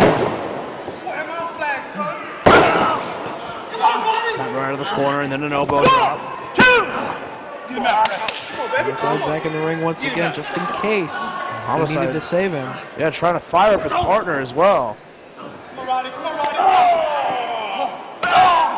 Moving away on the back of Roderick Strong, but he chops away in retaliation. European uppercut sent Roderick into the corner. Elbow right to the face. And back in comes Jay Briscoe. Stepping out of the corner. Into the chinlock goes Jay Briscoe. We saw a half Nelson chinlock utilized earlier to try to wear down Roderick Strong, and now it's the traditional chinlock. Homicide wants in. Roderick breaks free. Duck of the clothesline. Duck of the elbow. And a knee to the midsection takes away his momentum. Used Roderick Strong's momentum against him there. As Roderick ran right into that low knee. Vertical suplex, bring him down to the mat. Roderick Strong so desperate for a tag. But the Briscoe brothers just doing such a good job of isolating Roderick Strong here. Makes the tag. In comes Mark Briscoe once again. Briscoe's trying to get on the same page here as they look to double team Roderick. High heel out of the corner. A bit of showboating before going for the cover. Can't waste any time here. In each of these qualifying matches have the 20-minute time limit. All four of these men better be careful. We could have a four-man survival of the fittest match instead of six. Windbreaker. Step up Enziguri. Can Roderick make the tag? Homicide has his arm outstretched. There's the tag. Homicide is legal.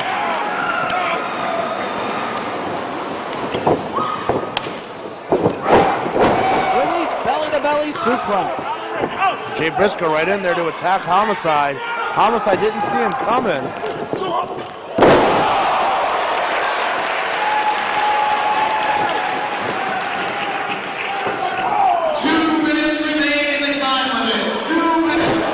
Only 2 minutes remain in the matchup. These guys better hurry it up.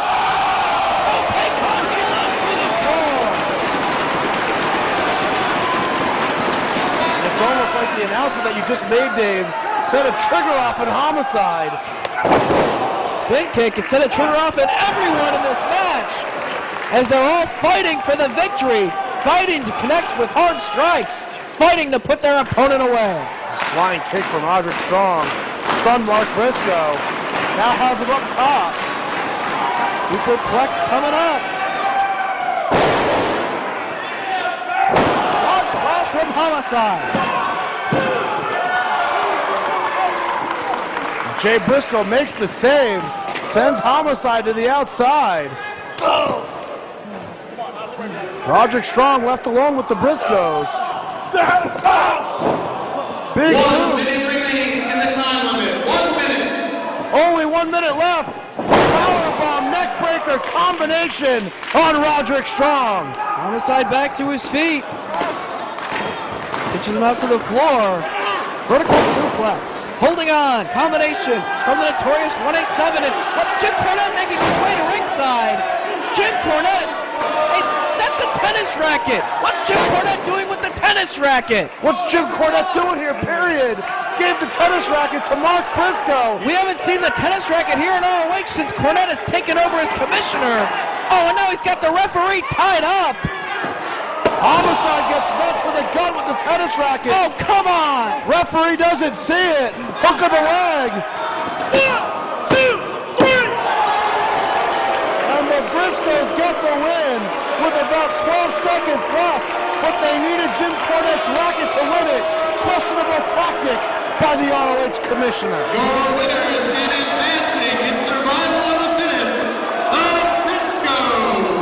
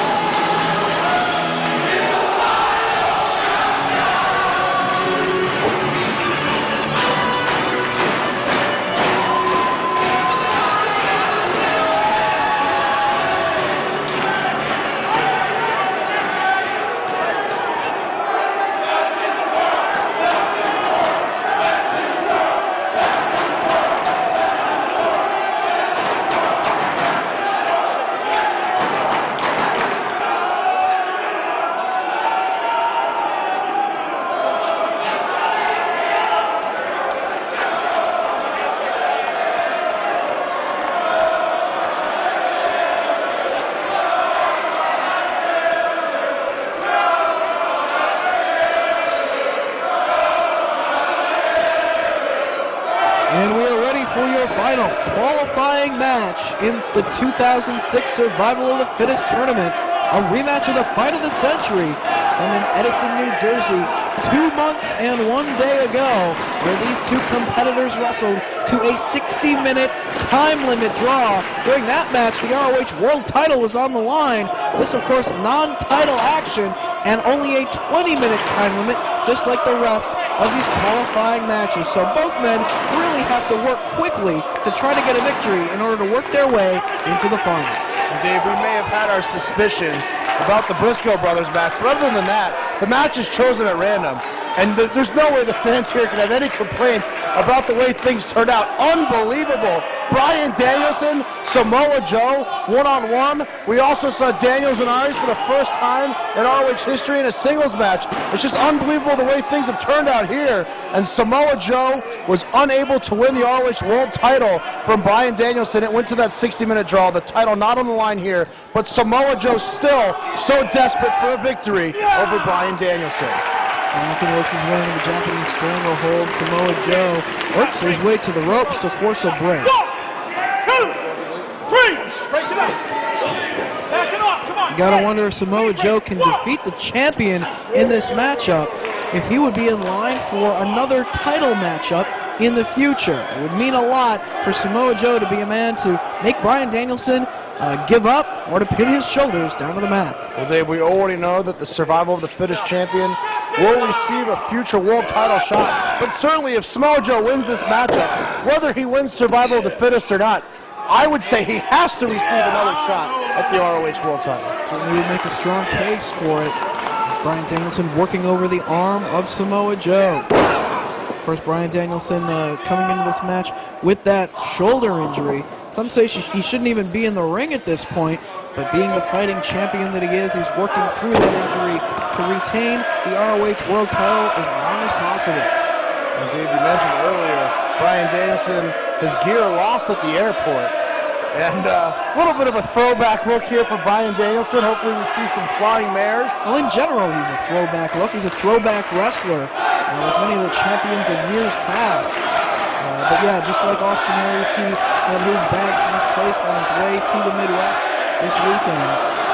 He's wearing somebody else's boots, somebody else's gear, and you gotta wonder if that might just take him a little bit off his game. Samoa Joe right now locked up at Danielson, center of the ring. Joe getting the better of it. Nice bridge, though, from Danielson. Of course, Bryan Danielson was the first Survival of the Fittest champion, and wow, look at that feat of strength right there. Able to maintain the bridge as Samoa Joe comes down with all of his body weight on the midsection of Danielson. And now Danielson has the cross arm breaker, had Joe trapped in his guard, but Joe quickly able to make his way to the ropes. Bryan Danielson calling himself the best wrestler in the world. Who's gonna kill who? Does have the ROH World title around his waist. And I think could also add to his list of accomplishments being a man to not only win one, but 2 Survival of the Fittest tournaments. And try to feather in his cap. And certainly, yeah, it would just be another accolade to add to the unbelievable list of things that Bryan Danielson has accomplished in professional wrestling. European uppercut, staggers Samoa Joe, follows it up with a headbutt.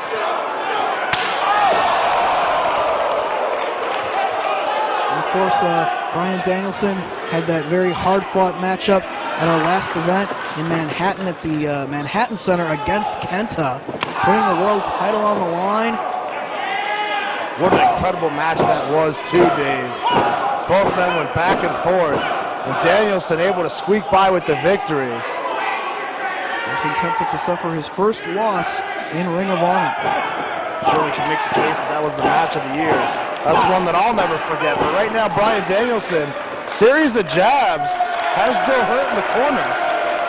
Series of left-handed jabs here, favoring that bad shoulder. Striking with what he can is now breaking the boot across the face of Samoa Joe, one of Samoa Joe's trademarks. And that just fired up Samoa Joe. Yeah, kicking away at the chest of Bryan Danielson. Has Danielson in the corner. What a chop there. And Joe's so determined. Always brings his A game, whether the title's on the line or not. He charges in with a forearm. And the kick is right. Joe means business. Danielson can't even get back to his feet. Really staggered here, right up in the ropes. But Danielson just doesn't have his legs under him after that flipping kick from Samoa Joe. Now a little bit of payback from Samoa Joe as now he rakes his boot across Danielson's face.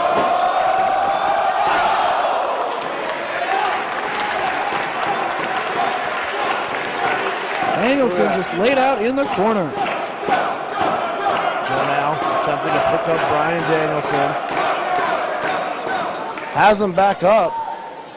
Now punching away the face of Bryan Danielson. Tries to send him into the corner, but Danielson reverses. ST Joe. Danielson rolls underneath the bottom rope and out to the floor to get away from Samoa Joe, but Joe could bring the fight out to him out on the floor. That's exactly what he has in mind. Dragon moved out of the way. Samoa Joe saw it, stayed on his feet, and ties the world champion shoulder first into the barricade.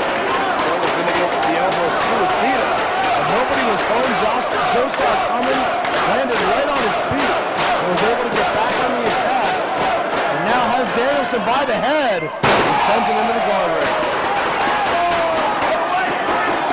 Danielson feeling the effects on that shoulder.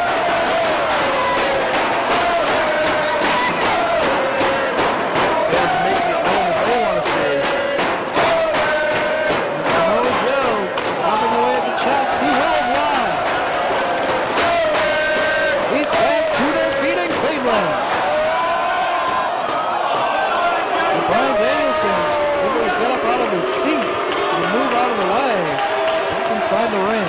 That was definitely Danielson's best move, Dave. Just run away, get back into the ring. There's no reason to subject yourself to that Ole kick. Takes off the leg of Samoa Joe, turns him over. As we look at the cinch in the Mexican surfboard. Standing on the hamstrings of Samoa Joe, trying to pull back on the arms. He's got it locked in. Can he take the big man over? With the maneuver, he sent it in. And look at the expression on the face of Bryan Danielson. He's trying to get him, but Samoa Joe won't budge. So he just drives the knees of Samoa Joe into the canvas. And Dave, a move like that takes so much strength in both shoulders. And we know that Danielson just doesn't have that strength right now in one of the shoulders. And Samoa Joe draped across the second rope. Takes full advantage of referee Todd Sinclair's 5 count. Now going after the nose of Samoa Joe. It's on 4. Joe trying to catch his breath. As Dragon elevates him, drives him into the corner. Chop across the chest. Look at determination on the face of the world champ. Takes Joe out of the corner, ring of the arm. Steps down on the knee to bring the big man down. And now trying to butterfly the arms. Has it locked in. Show of strength from Samoa Joe right there. And the near fall on Danielson. Able to roll his shoulder up off the canvas. And again.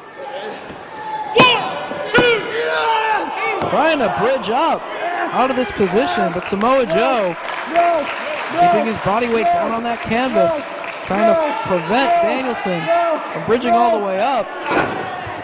Joe back to his feet, kicks away at Dragon. Danielson may have had the waist lock, but he didn't have any of the leverage. He really just wasn't able to bridge out of that position.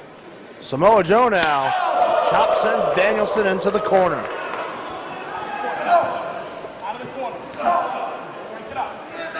Samoa Joe with Bryan Danielson. Into the buckle he goes. It's the boot up into the face of Samoa Joe.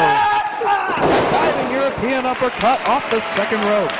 What a desperation move there from the champ off the second rope. Knock Joe down. It's his shoulder up. Danielson now has Joe mounted. And trying to force those shoulders against the canvas. But can't keep him down. Both men struggling here, and now Danielson got one arm trapped. Top wrist lock on the other arm.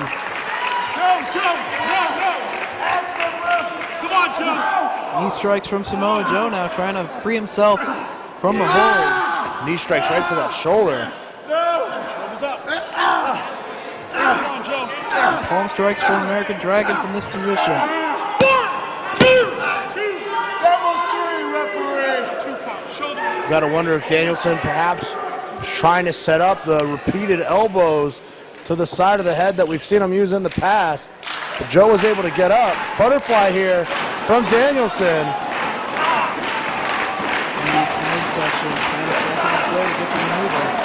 Can Danielson take the big man over?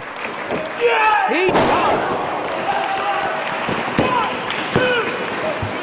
Joe gets his shoulder up.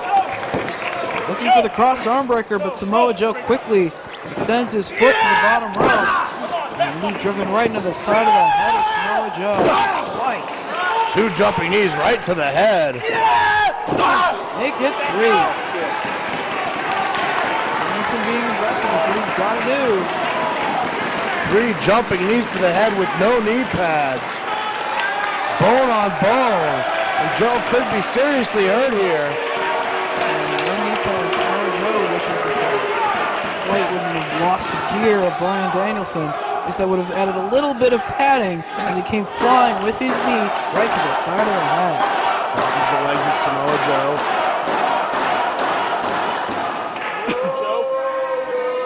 His legs tied up, contemplating what he's going to do. Bryan Danielson. Of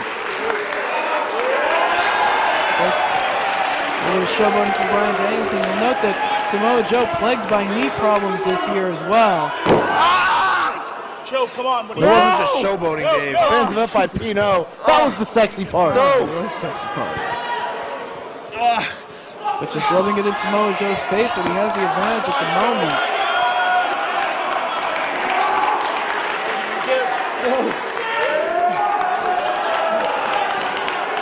And giving the ladies in attendance a treat once again. Snapping back, doing more damage to the knee of Samoa Joe. And Samoa Joe really in a helpless position here, unless he's able to crawl his way to that bottom rope. He's fighting, he's got it. 1, 2, 3, 4. You gotta wonder. He does have until 5. Well, you gotta wonder how much more damage Danielson could have inflicted there if he wasn't busy showboating and instead was focusing his attack. He does have Samoa Joe off his feet. Come on, Joe. Well, he's done a good job here of just taking Samoa Joe off his game completely. Bryan Danielson has set the pace. These men have fought Bryan Danielson's type of match. And that slap just fired up Samoa Joe. And now Danielson just looking to get out of harm's way. Takes out the leg once again. Going to work on that leg. Drove the leg right into the mat. Of course, Dave, Samoa Joe can't afford to fight the Bryan Danielson style of match for too much longer. We've got a 20-minute time limit here. We've seen in the past, they went 60 minutes. Samoa Joe's got to find a way to get back to his feet and really turn it up here. That knee could be re-aggravated at any time with any of these maneuvers that Bryan Danielson is applying. The leg lock just kicking away at the leg. It's draped across the bottom rope and comes down with all of his body weight right on the knee of Samoa Joe. Yeah, really, go back to Cage of Death back in July when Danielson clipped the knee of Samoa Joe, and Joe's knee just hasn't been the same since, Dave. Not at all. And clutching that knee in pain right now is Samoa Joe. We could be one leg lock away from Samoa Joe having to give it up. And of course, Bryan Danielson has successfully utilized the small package to earn many victories as of late as well. Some people call him Mr. Small Package. Joe's got to watch out for that as well. Joe trying to elbow out. Danielson changes up the attack here. Elbow strike to the side of the head. Joe able to reverse, sends Danielson into the buckle, but runs right into a boot. Goes for another diving European uppercut, but Samoa Joe catches Dragon out of midair and has him down. This allows Samoa Joe a little bit of time to get some feeling back in that leg. Dave, what a counter that was by Samoa Joe. Catching Danielson in midair and driving him down to the canvas with an ace crusher. Joe's ready and knocks down Danielson again. Series of forearm strikes from Samoa Joe. As soon as Bryan Danielson gets up, Joe knocks him back down. A kick to the midsection from Dragon. Power slam from Joe. Cover. And he gets a near fall. Fireman's carry. Elbows to the side of the head. Roaring elbow, but catches the arm of Danielson. Fujiwara armbar here from Samoa Joe. The champion may have to tap out. It's on that bad shoulder. Danielson's got to think about the title. He has to defend that belt in the future. He can't sustain more damage to that shoulder. He reaches the ropes. Bryan Danielson has Austin Aries tomorrow night with the title on the line. He can't sustain a further injury to that bad shoulder here tonight, or his title reign could be in serious jeopardy. Muscle Buster.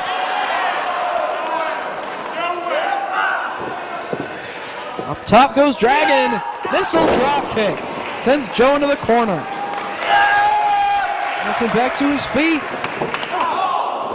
Leaping forearm strike in the corner. Takes him over with the suplex. Front chancery suplex there from Bryan Danielson. And David, looks like Danielson's heading up top. He'll be looking for the diving headbutt. He flies and connects with the headbutt. Can't follow up with an immediate cover. Finally does. Joe gets his shoulder up. Danielson going for the cross-face chicken wing. Joe trying to fight out of it. He does. Elbows to the side of the head. Sunset flip by Dragon. Oh, what a slap from Samoa Joe. Power bomb. Only gets two, turns it over into the Boston Crab, and cinches in the STF. Submission predicament. We got to be thinking about the time here. The clock is ticking. Danielson about 2 feet away from that bottom rope.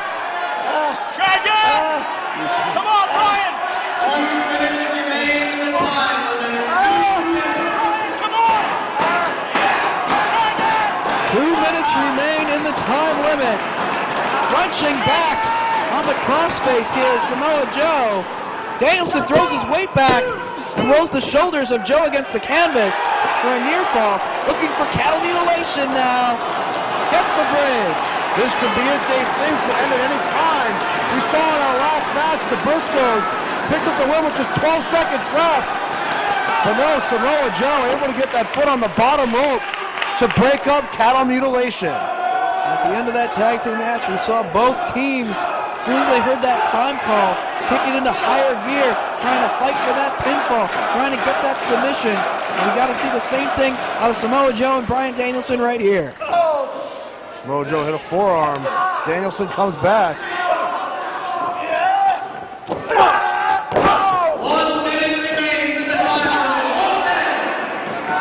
1 minute. Dave Prazak makes the announcement. Just 1 minute left. Who's going to pull this one off? Joe reverses. Flying kick takes down Danielson. Went for the senton to follow it up, but Dragon got the knees into the back of Samoa Joe. Both men down on the canvas as the clock ticks away. The referee beginning his count to 10, but the count that's more important is the time limit. Can they make it back to their feet? Danielson at this point's got to be looking for the small package. They've got to act very quickly here.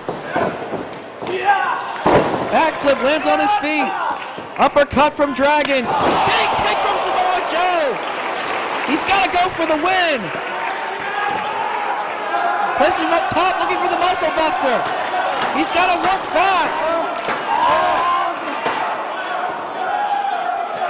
Dragging with Samoa Joe. Oh, time has run out. Ladies and gentlemen, the 20-minute time limit has expired. This match is for a draw, and as a result, both wrestlers have been eliminated from Survival of the Fittest. Samoa Joe obviously disappointed here. He had the choke locked in, but it was too late. The time limit expired, and these men now have gone 80 minutes with no decisive winner. A 60-minute draw, a 20-minute draw. Both men eliminated from Survival of the Fittest. And Samoa Joe, he wants 5 more minutes, and these fans, they look like they want 5 more minutes. No, I want 5 more minutes. I want to know who the better man is. Is it Danielson? Is it Joe? Samoa Joe asking the referee for 5 more minutes. As Bryan Danielson trying to get back to his feet.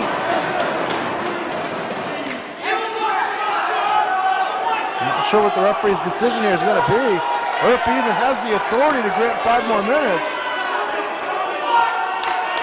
Don't forget, tomorrow night, Danielson has to defend the belt against Austin Aries. And of course, Samoa Joe teaming with Homicide to take on the Briscoes. They have a big night tomorrow night. Will they give us another 5 minutes tonight? Will one of these men work their way to the finals of Survival of the Fittest? Joe wants the 5 minutes. Referee doesn't seem to have a problem with it. Looks like it's up to Danielson. He's asking the crowd, and you know what that means. He never gives the crowd what they want.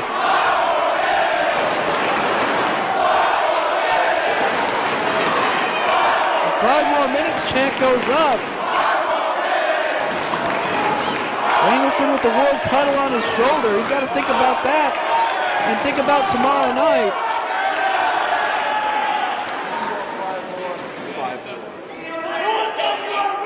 Oh, Danielson attacking Samoa Joe with the belt that Samoa Joe made famous.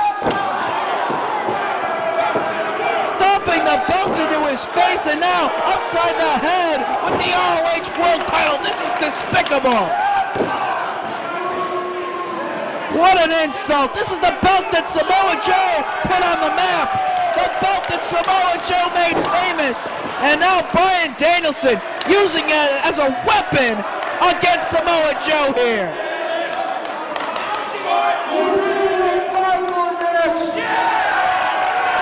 You can kiss my ass.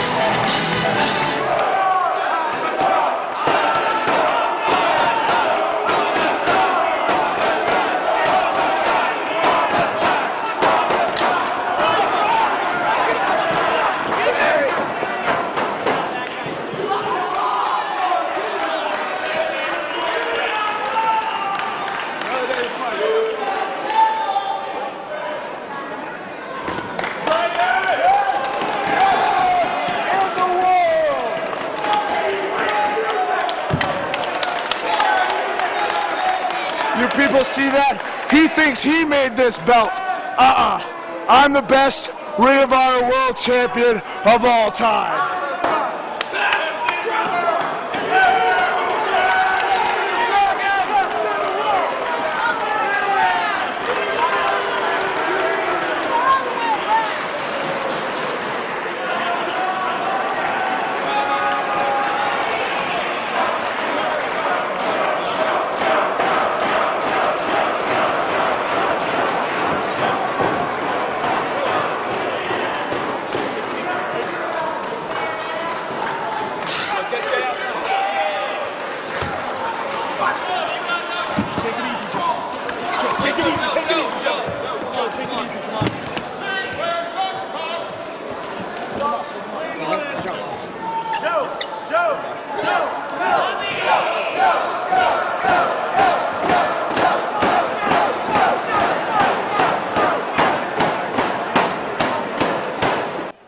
Dave Prazak here at Intermission in Cleveland, Ohio. Another draw between Bryan Danielson and Samoa Joe, so we will have a 5-way elimination matchup for Survival of the Fittest 2006. Matt Sydal, Delirious, the Briscoe. Hey, what's going on? I want to know what's up with the embassy.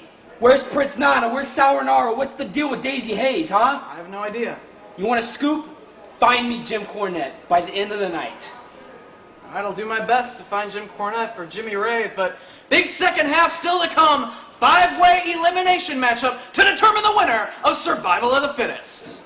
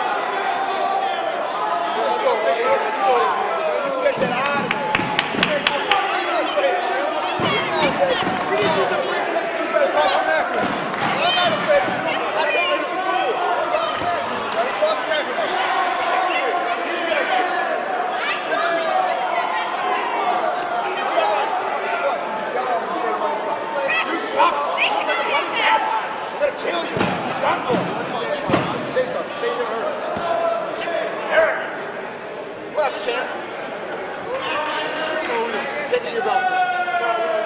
Sorry. Are they?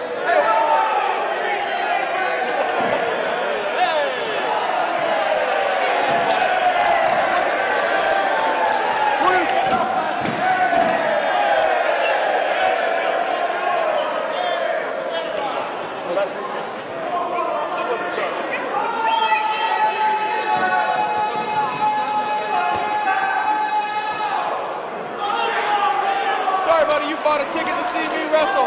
Who's gay now?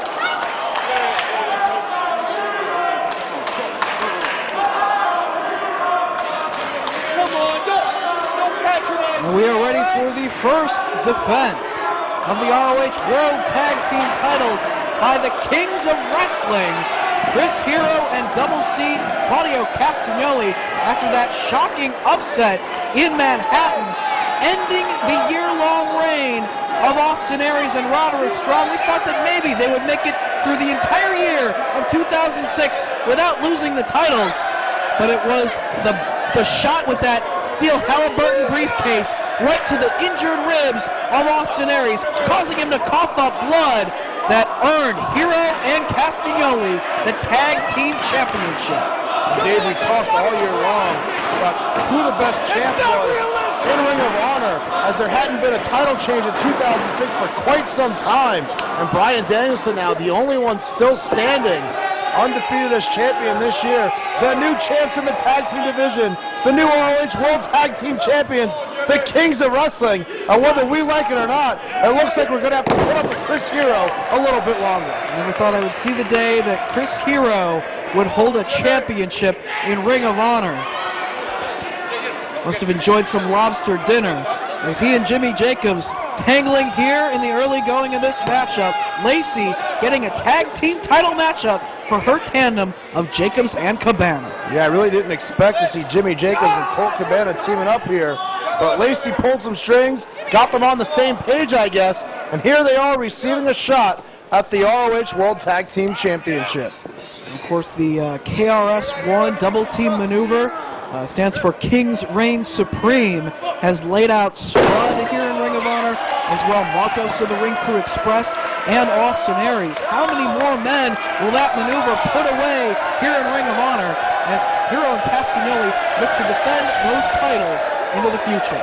It's certainly not the most simple maneuver to hit, but if you hit it, it's over. I don't think anybody can kick out of the KRS-One. It's a very devastating maneuver. Chris Hero taking his time. Also having some words with fans at ringside. Locks up center of the ring with Jimmy Jacobs, and Jacobs has the headlock. Handful of hair from Chris Hero. Sends Jimmy Jacobs into the ropes. Not enough momentum on his side to take the bigger man off his feet.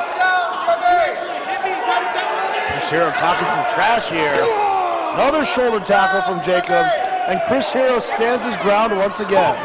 Big frog from Hero. Drop down. Jacobs holds on. Hero goes for the drop kick and just falls down to the canvas. It's Jacobs with the arm drag on Hero. And a drop kick to follow it up. Make it two, but Hero's still on his feet. Off the ropes comes Jacobs. Landing on his feet. Rolls underneath the clothesline attempt. Wraps the legs around the head of Chris Hero and gets great momentum to take Hero off of his feet and down to the canvas. Quickness being shown by Jimmy Jacobs. Dropped home. There's the tag. They're working well as a tag team. He just set his partner up perfectly, and now double team strategy. Jacobs now stepping through the ropes and going back out to the apron. I don't know if he realizes whether or not he can trust Colt Cabana at this point as his partner. Cabana offering Jimmy Jacobs a dance with Lacey before this match got underway. Lacey wants nothing to do with dancing with Jimmy Jacobs. It seemed like Colt Cabana sort of feeling a little bit sorry for Jimmy Jacobs. A little bit of sympathy for him. Well, Lacey's made it very clear, Dave. As far as she's concerned, her relationship with Jimmy Jacobs is simply a business relationship. Doesn't want to dance with him, just wants to watch him wrestle, wants him to be successful. He keeps stringing along though. He's playing with his head. Well, certainly, she's used a lot of mind games to get Jimmy Jacobs to do her bidding. And of course, Jimmy Jacobs putting out B.J. Whitmer at the instruction of Lacey. He's on the sidelines. Lacey has proven to be a master manipulator here in Ring of Honor. B.J. Whitmer needed surgery on his ankle. Hands of Jimmy Jacobs. After the attack in Chicago with the steel chair, and Claudio Castagnoli works his way out of that head scissors. A little bit too cocky. Headlock takeover, back to the head scissors. This time Cabana trying to work his way free. And you gotta wonder, Dave, if maybe the way Lacey mistreats Jimmy Jacobs, some sort of motivating tool maybe, because the angrier Jimmy Jacobs gets, the more dangerous he gets. He's just using him.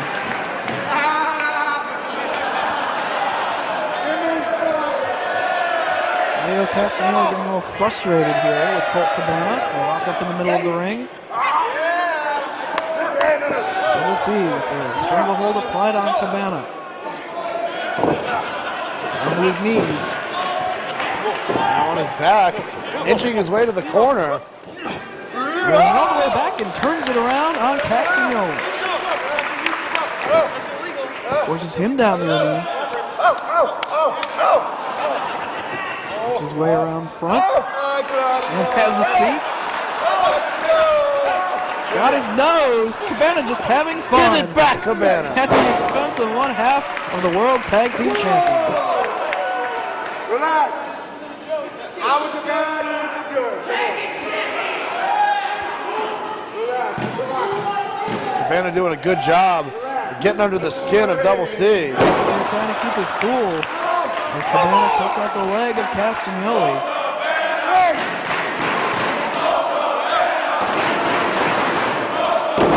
Watch the ROH video wire on the main menu of this DVD to see why this match came about. Lacey putting it together for her team of Cabana and Jimmy Jacobs. Cabana right in the body scissors, courtesy of Castagnoli, but works his way free of it. Castagnoli was trying to use his momentum to bridge back and drive Cabana into the canvas. And now it's Cabana keeping control of the leg of Castagnoli. Kicks him off. Cartwheel from Cabana. Back to his feet. Sent to the ropes. Steps over Castagnoli. Works the attempt. Head scissors from Cabana. Tilt-a-whirl head scissors from the big man. What a show of agility there from Cabana. Going for the monkey flip. All the way across the ring goes Double C. Makes the tag to Jimmy Jacobs. Double stomp. Several of them. Follows it up with the elbow.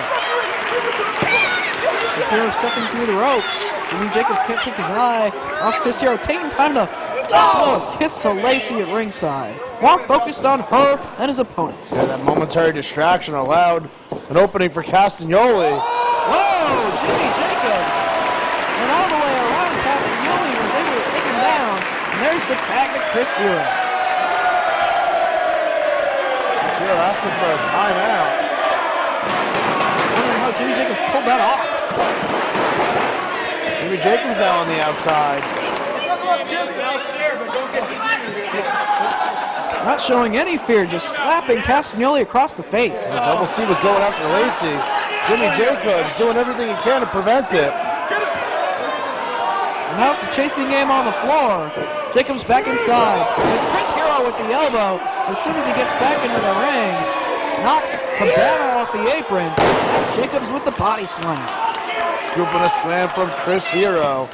And Chris Hero now, Dave, looking fired up. Caught Jimmy Jacobs with that back elbow. Caught Colt Cabana sleeping on the apron. And now has Jacobs hurt in the corner.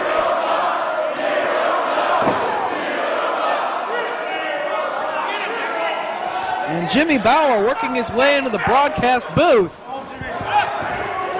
I just gotta say, Dave, I'm not much of a Jimmy Jacobs fan, but this is turning my stomach seeing Hero and Claudio with the ROH World Tag Team titles. Somebody's got to get the belts away from these guys. We need the challengers to win here. Oh, this is just making me sick. Hopefully Jacobs can get focused on this. Got to agree with Jimmy Bauer. It's just disgraceful to see Hero and Castagnoli parading around with those belts. As Jacobs trying to work his way toward the corner to make the tag to Colt Cabana. Any word on if Cabana and Lacey are going to be in the shower again later? What, are you going to hide out in the bathroom? Come on. Get out of here, Bauer. Hero's gear looks like a lobster.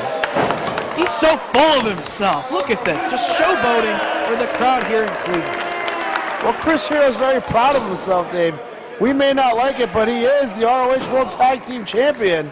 And, you know, came here, showed up in England. We have no idea what he was doing there. He's obsessed with Ring of Honor, and it's gotten to the point that he's taken one of the championships. And here we are a couple months later, and him and Claudio are the World Tag Team Champions. So Chris Hero, if you look at it from his point of view, he's made fools of everybody. Yeah, maybe he'll let us know who the next team that he's going to defend the belts against is going to be on his live journal. Sunset flip by Jimmy Jacobs. Trying to make the tag, he's so close. But Hero with hold of Jimmy Jacobs' leg, trying to keep him away from Cabana. Jacobs tried to hit an enziguri, but Chris Hero saw it coming and ducked down. In comes Castagnoli once again. Stomping away on Jimmy Jacobs. Hero back out to the apron. Claudio picking up Jacobs here. Looking for a body slam, has him up. Hard slam from Claudio right into a cover. Jacobs gets his shoulder up. Trying to cut the ring in half, keep Jimmy Jacobs away from a fresh Colt Cabana, just waiting to get back into this match. Abdominal stretch cinched in by Double C, the most money-making man. And leverage from the apron from Chris Hero out of the line of sight of referee Jason Hardy. Well, that's how he makes his money right there. Him and Chris Hero are willing to do whatever it takes to win. Illegal leverage there behind the referee's back. Hit toss from Jimmy Jacobs. Frees himself from that position. And he needs to make his way to his corner. Reaching his arm out, but not quite close enough. Great block there from Claudio to get in the way of the path of Jimmy Jacobs, catch him and just drive him straight into that turnbuckle. And Lacey looking a little bit frustrated that things aren't going Jimmy Jacobs' way. They drive him down to the canvas chest first. Jimmy Jacobs found a way to kick out though. Chris Hero going back and forth with Claudio, plotting out their strategy here. Ties up the legs of Jimmy Jacobs, pulling back on the pink hair. A lot of pain on the face of Jimmy Jacobs. And this submission hold. Neck of Jacobs. There's Chris Hero. Jacobs reaching for the ropes, almost there, but Chris Hero very wisely grabs the arm. Keeping Jacobs away from the ropes. And in his clutches. Stomping away on the back of Jimmy Jacobs. Chris Hero. Series of stomps in the middle of the back. Colt Cabana very excited on the apron. Really wants to try to make a tag here. And a great three. Jimmy Jacobs finally does. But Hero, forearm shot. Jacobs fires back.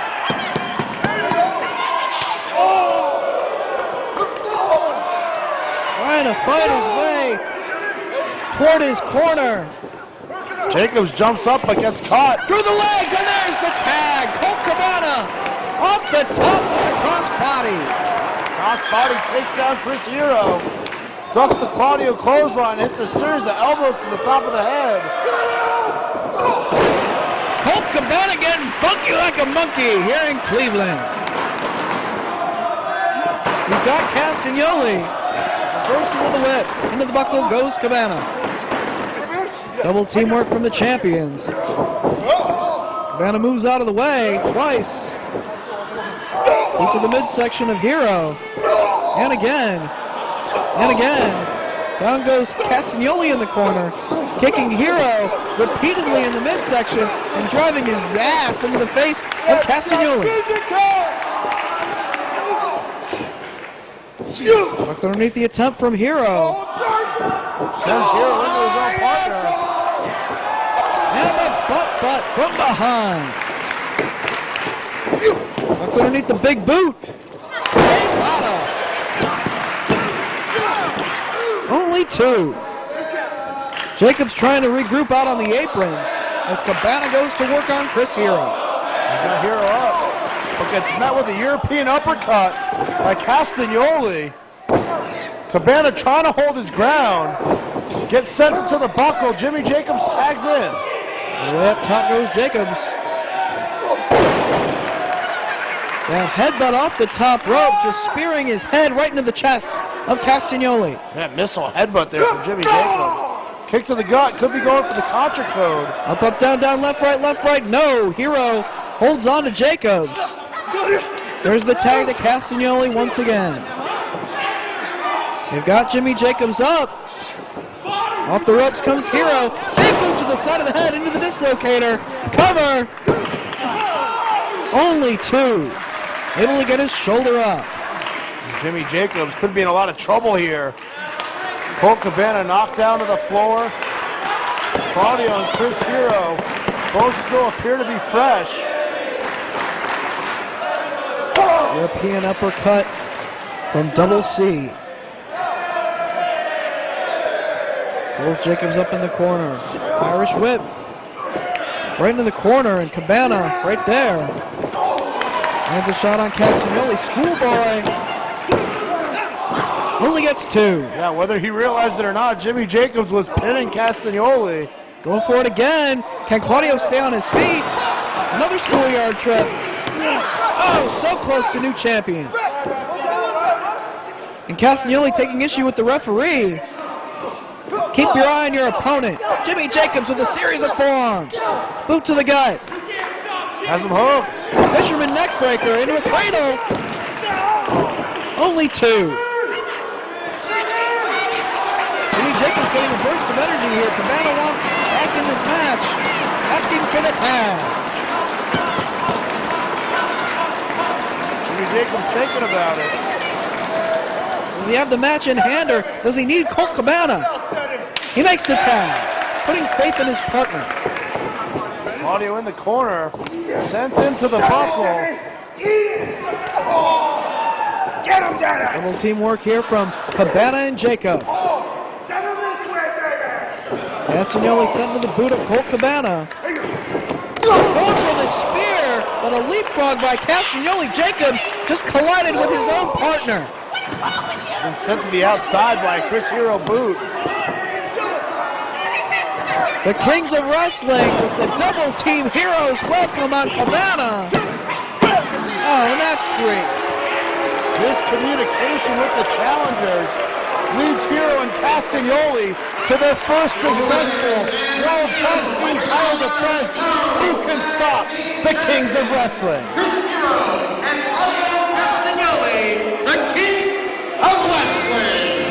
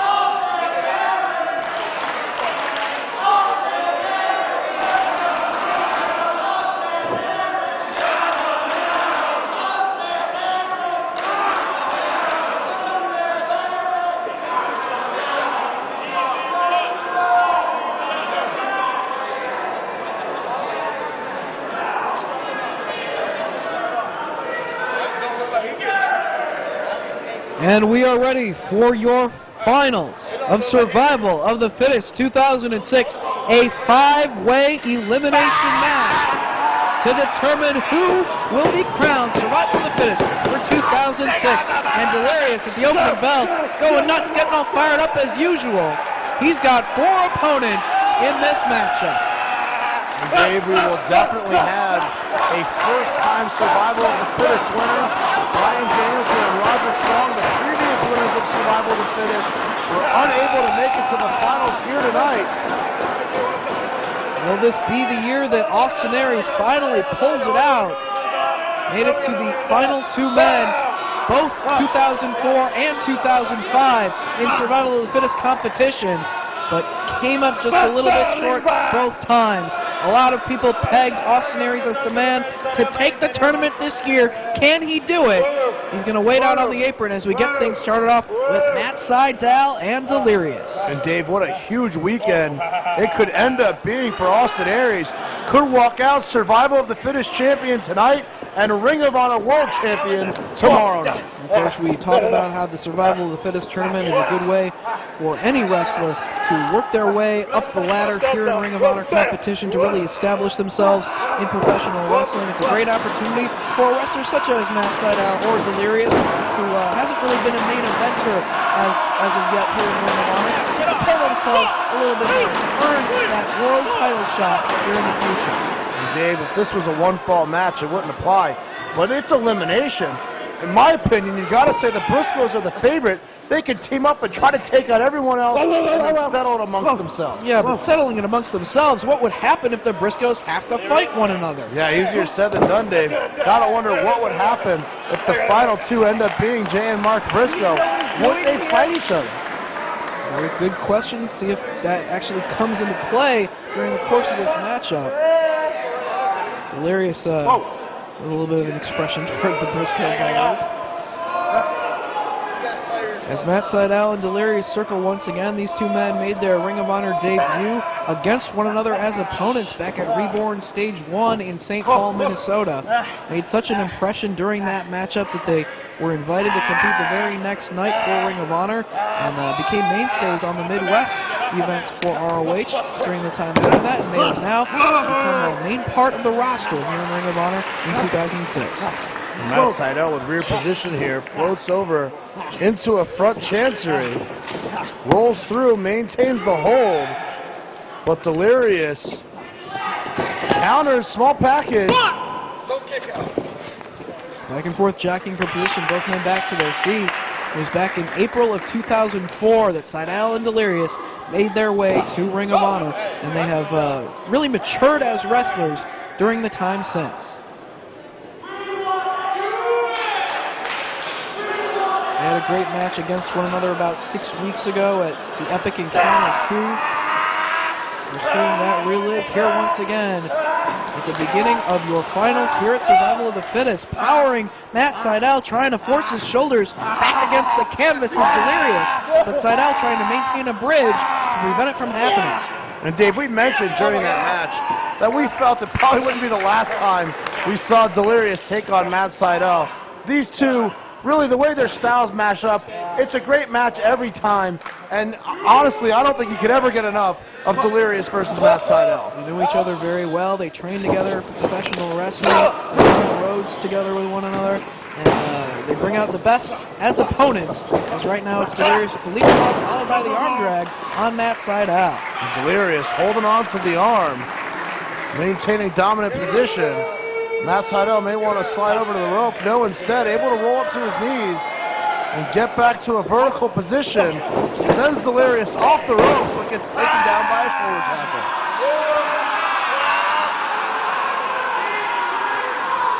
These two grew in professional wrestling in a very similar way to CM Punk and Colt Cabana in terms of really developing their style as a professional wrestler along with one another, both as opponents, occasional tag team partners in professional wrestling. And he pegged Seidel and Delirious as the next Punk and Cabana here in ROH, and I'd be hard-pressed to disagree with that. Sometimes, Dave, a great friend also makes a great foe. And two people match up a certain way that they drive each other to get as good as they can. They drive each other to strive for greatness, and we've seen that with Matt Seidel and Delirious. Matt Seidel had a little bit more early success here in Ring of Honor than Delirious. Of course, Delirious had to really fight to finally get his first singles victory in ROH competition back during the month of April. Finally defeated Ricky Reynolds in that matchup. He's been climbing up the ladder ever since. A couple of memorable matches against Bryan Danielson. And now Delirious has worked his way here to the finals of Survival of the Fittest. And looking to tag Austin Aries. But if you're Austin Aries, you want to survive till the end of this matchup, to be one of the last two men once again, to walk away with Survival of the Fittest victory this year. You don't really want to exert too much energy early. Let the other guys eliminate each other first. Dave, as you mentioned, the career of Delirious in Ring of Honor has kind of been a rocky road. The fans have always supported Delirious. They love his intensity. But now Austin Aries and Matt Seidel in the ring. You see a little intensity there from Austin Aries as he just threw Seidel into the ropes and said, hey, I want Jay Briscoe. Jay Briscoe in there with Austin Aries. Away circle. Of course, Austin Aries and the Briscoe brothers have been on opposite sides of tag team matches this year, as the Briscoes were chasing after the tag team titles while they were held by Austin Aries and Roderick Strong. And the Briscoe brothers, despite proving themselves as an elite tag team in the world, were never able to quite secure those ROH World Tag Team titles from the team of Austin Aries and Roderick Strong. And we saw the Briscoe brothers exact a little bit of revenge earlier tonight, defeating Roderick Strong and Homicide. And you got to think they'd love to take out the other member of that team, Austin Aries, here tonight. Without a doubt. Getting out of the waistlock, Austin Aries takes him down with the waistlock into the front chancery. Quickly escapes, turns the tables on Jay Briscoe. As Austin Aries has control of the head of Jay Briscoe here. And both of these men, Dave, so skilled on the mat. Now, back up to their feet, side headlock from Austin Aries. Tag, Mark Briscoe the lead man. He drives the boot right into the back of Austin Aries. Springboard spin kick, nice double teamwork from the Briscoes. And a drop kick sends Delirious to the floor. And they bring Matt Seidel in the hard way. Briscoes getting aggressive, that's what they gotta do. They start eliminating people if they want to be the last two men remaining in this match. As they Beal Seidel over the top to the floor and wiping out both Austin Aries and Delirious. Dave, we said earlier that the Briscoes need to pick these guys apart, take them out one by one, and they're doing a hell of a job right now.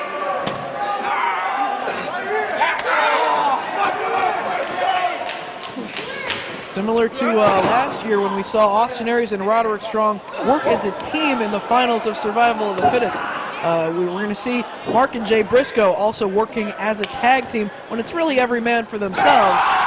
They just pound away on the back of Matt Seidel. But then if it comes down to partner versus partner, it's all going to break loose.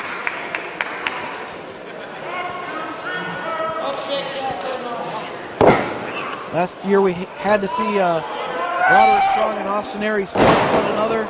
This year it could be the Briscoes.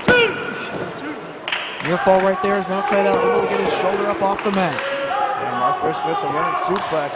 Now gut run suplex. No, instead, gut buster there from Mark Briscoe, changing it up. And the Briscoes have been on fire here, Dave. That's what they've got to do. They're very high-impact wrestlers, very aggressive. That's what makes them such a great tag team. It could help them eliminate their opponents in this elimination matchup. Well, another thing to consider, Dave, as they tag back and forth working as a team here, yes, they're doing a lot of damage to Matt Seidel, but Delirious and Austin Aries are getting arrested this entire time on the outside, while on the other hand, Jay and Mark are going back and forth, exerting energy, trying to beat down Matt Sydal. Matt Sydal has histories with the Briscoes himself. Teamed up with AJ Styles against the Briscoes back at the 100th show, as well as the Anarchy in the UK event. It was Matt Sydal teaming with Davey Richards to battle the Briscoes.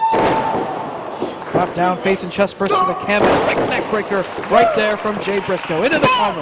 Sydal gets his shoulder up. Jay Briscoe able to get two with a spinning neck breaker. Sydal trying to crawl to the corner. Jay Briscoe will have none of it. Sydal was looking to tag in Austin Aries. Of course, Matt Sydal and Roderick Strong, former partners as part of the Generation Next unit that has since disbanded.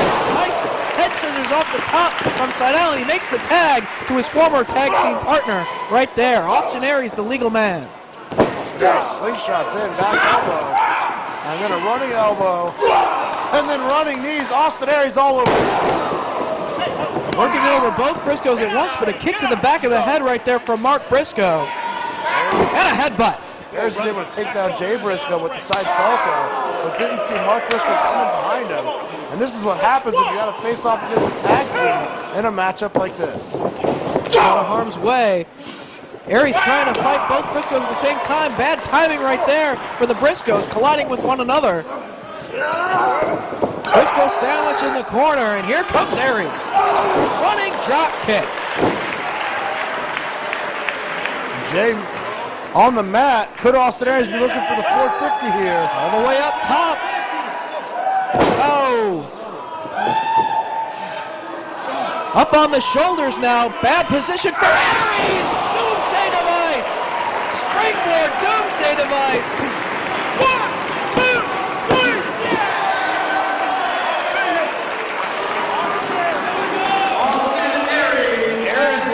The monkey off his back this year, fails to win Survival of the Fittest 2006.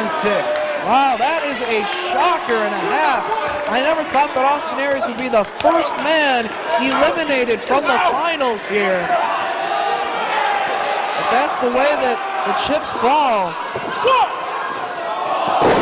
Briscoes elevating Matt Sydal high into the lights. Davey got taken out. Springboard doomsday device. You gotta wonder if all the damage that Christopher Daniels did to the neck of Austin Aries made him pay the price here.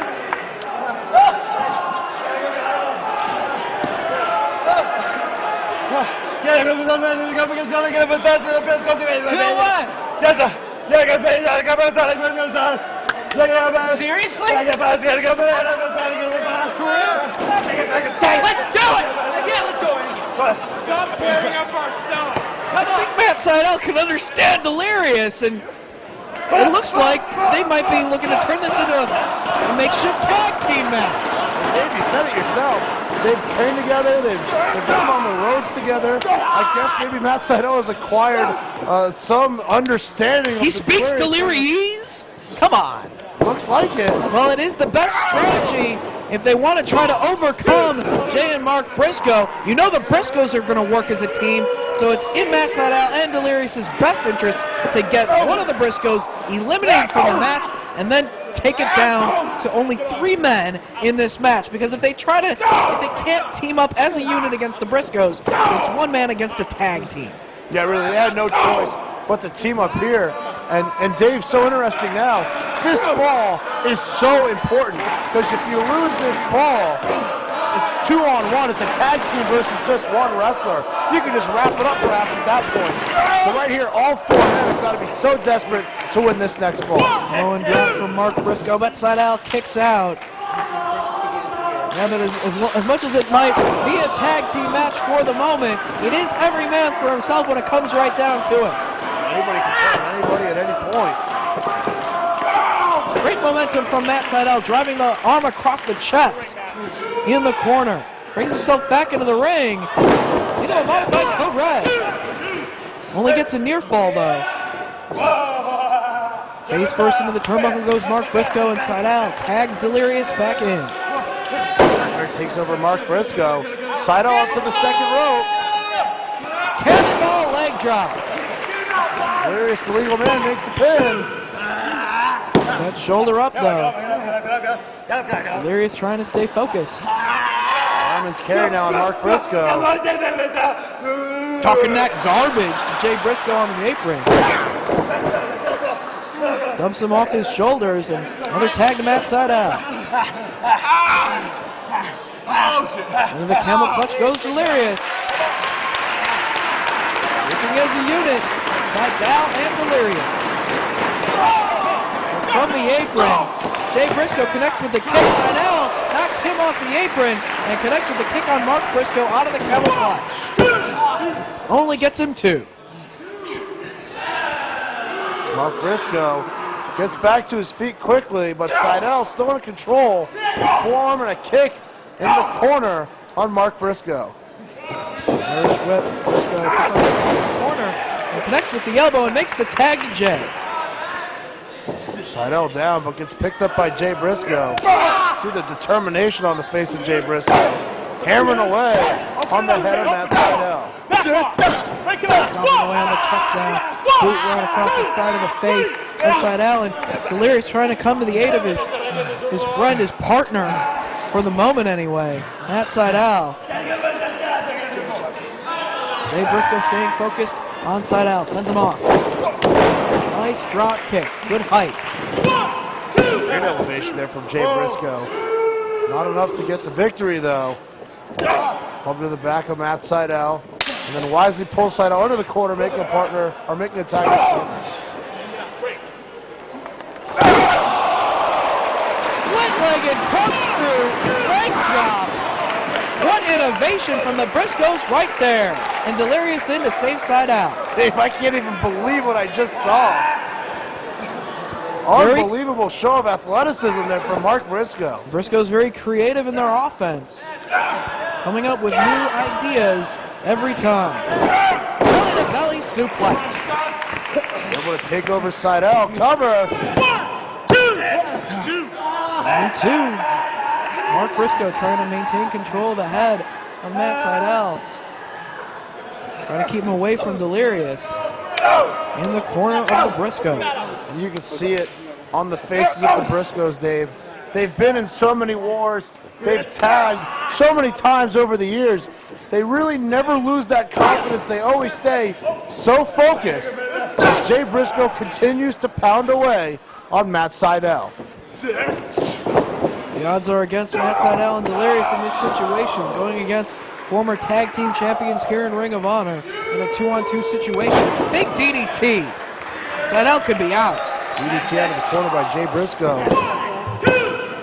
Oh, he gets his shoulder up. Spikes Sydal right on the top of his head, but Sydal still able to kick out. Chop across the chest of Jay Briscoe twice. Make it 3 times. Matt Sydal sends him off. No, holds onto the arm. Drop toe hold into the ropes and right into the knee of Mark Briscoe from the apron. Going for the double stomp. Oh, Matt moved out of the way, out to the apron, but he brought himself right back out to the apron and down across the chest of Sydal. Yeah, quick thinking there from Mark Briscoe. Went for the slingshot double stomp, nobody home. Saw Sydal on the apron and made sure to just slingshot right back to the apron.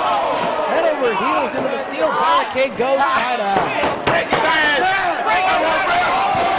Delirious from behind has the forearm shot to the back of the head. I have no idea where Delirious came from, but made the save for his partner, Matt Sydal. Not really, but in this situation, we found ourselves kind of in a tag team match here. Briscoe's working as a unit right here against Sydal, but he takes out both of their legs. Can Sydal make the tag to Delirious here? Off the ropes he comes. Military press. Shit. Into the Death Valley driver. Cover. And Delirious making the save once again. You know, it's an elimination match. You'd think that you wouldn't want to save someone from being eliminated because the objective of the match is to eliminate wrestlers, but at the same time he doesn't want the odds stacked against him and have to fight both Briscoes by himself.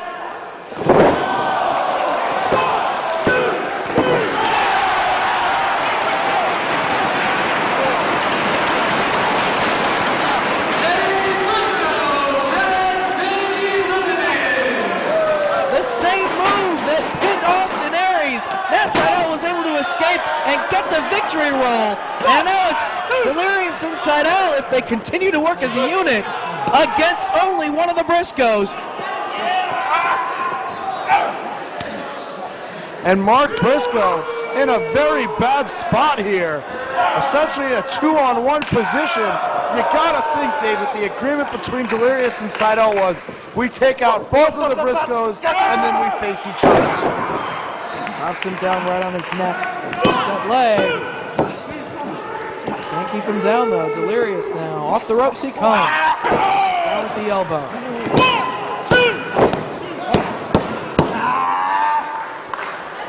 You gotta give Delirious and Matt Sydal a lot of credit already for just getting Jay Briscoe out of the matchup.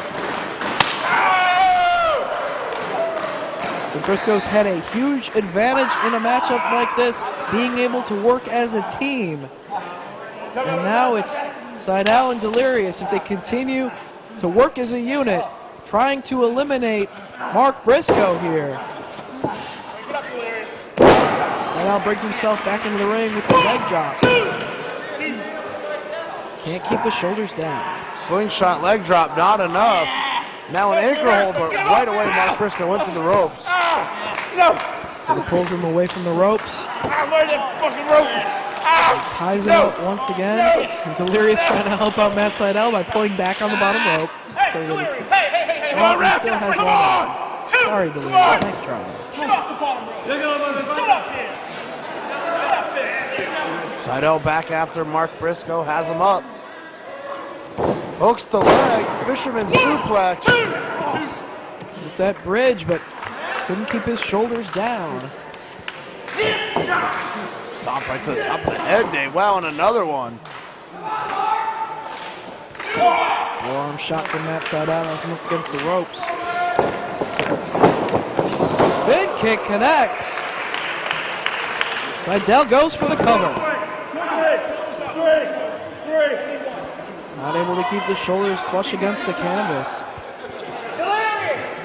Sydal with Mark Briscoe. Chop across the chest. Makes the tag to Delirious. And so far, Dave, Delirious and Matt Sydal have continued to work together against Mark Briscoe. Mark now fighting back. Showing a lot of fight here. Mark Briscoe with Delirious set the ropes. Big kick of his own.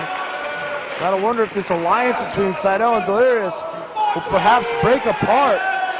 As Mark Briscoe doing a good job of fighting off both men. Pushes himself on the apron as he's got Sydal up top. Springboard ace crusher off the top. As all three men feeling the effects, but Mark Briscoe goes for the cover. And again, Delirious saving Matt Sydal, breaking up the pin attempt. Yeah, Delirious made it very clear there that he still considers Sydal his partner right now until they've eliminated Mark Briscoe. Back elbow from Mark Briscoe. Spinning back elbow took down Delirious. Mark looking great here in a 2-on-1 situation. But how long can he last? He's in the corner. Here comes Delirious. Panic attack. The running knee to the side of the head.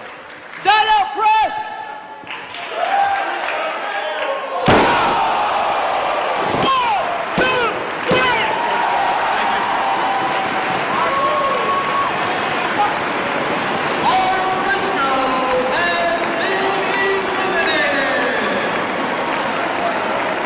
Sydal and Delirious have done it. They have eliminated both of the Briscoes from Survival of the Fittest. Crossbody from Delirious. Both men over the top and to the floor. It's either Matt Sydal or Delirious that is going to walk away the winner of Survival of the Fittest. What a great Survival of the Fittest it's been, Dave. We've seen so much action. We saw Samoa Joe and Bryan Danielson go to that draw. Sydal and Delirious fighting it out on the outside. Who will be the Survival of the Fittest champion in 2006? They worked well as a unit to eliminate the other wrestlers from this match. Now it's one-on-one between these two men who got their start here in ROH as opponents, and now they're opponents here at the end of the tournament. Suplex on the hardwood floor, and that does damage to the back of both men. Both men down, Dave. After that suplex, Sydal trying to get back up. Gotta wonder what he was thinking. Really put it all on the line. But that suplex on the floor. Gotta put it on the line to come up with the victory in this match and to win this tournament. Seidel in the steel barricade. Oh, yes, This victory is going to take one of these two men to the next level here in Ring of Honor and earn them a world title shot. Yeah, whoever it is, Dave, would be so deserving. So much talent in the survival of the fittest. You really can't say enough about a man that can go through such a grueling process and end up on top. They want it so badly. Seidel's climbing up top. Delirious in the crowd.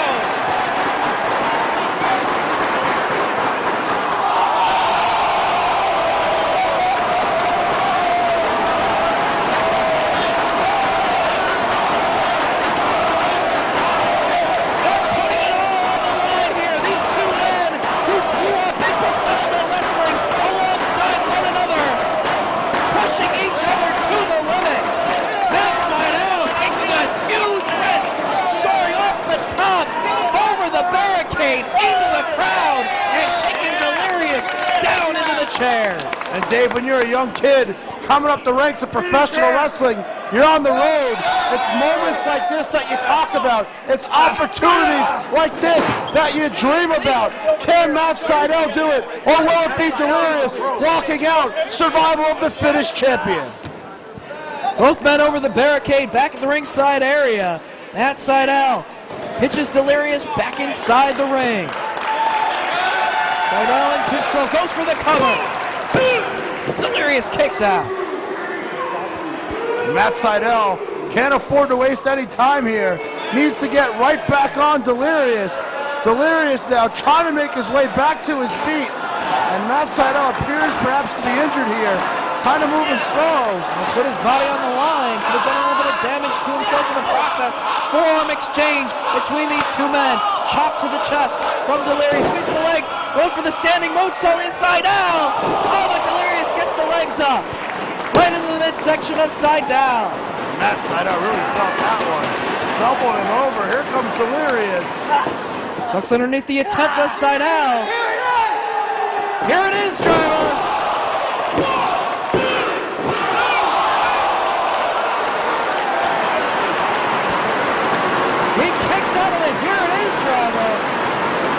These two men know each other so well. And Matt Seidel has 2 victories against Delirious in singles competition here in Ring of Honor in their debut match at Reborn Stage 1 and just a couple of weeks ago at the Epic Encounter 2. Both times with the moonsault belly-to-belly suplex. Going for that run off the top, but Delirious saw it coming and was able to block. Now Delirious. Panic attack! And comes charging with a second. 2 panic attacks connect to the head of Matt Seidel. Seidel could be out. Bizarro driver! Seidel kicks out! What does Delirious have to do to put away Matt Seidel? Can Delirious finally beat Matt Seidel here in ROH? The both men, Dave, are pulling out all the stops. We've seen the Bizarro driver. We saw the Here It Is driver. But both men found a way to kick out both men back to their feet. Hard forearm strike from Seidel. Chop from Delirious. Forearm shot from Seidel once again. Both men staying on their feet.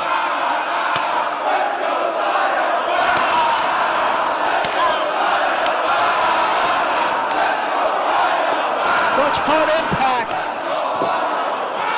Connects with the side of the head of Delirious. Seidel off the ropes. Delirious holding his ground. Elbow. Off the ropes he comes. Both men with the big boot connecting simultaneously. Both men are down on the canvas as senior official Todd Sinclair checks on their condition. Indeed, both men have dished out so much punishment. Both men have received so much punishment. They're both down on the mat, and whoever makes it up to their feet first really has such a big advantage here, as it really could just take One more big move from either man to secure the victory, win the survival of the fittest. Seidel is in the corner, trying to pull himself up, but Delirious gets back to his feet first. It's in a match like this that the familiarity with one another's styles, what their maneuvers are, comes into play. Roll up. Only a near fall. Cobra stretch. Cobra stretch.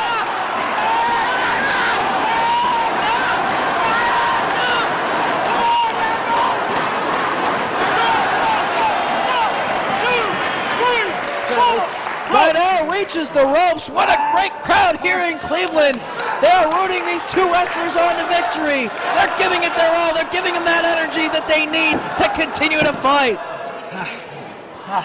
They know what this means to both Seidel and Delirious. Who is going to pull out the victory here in this career matchup?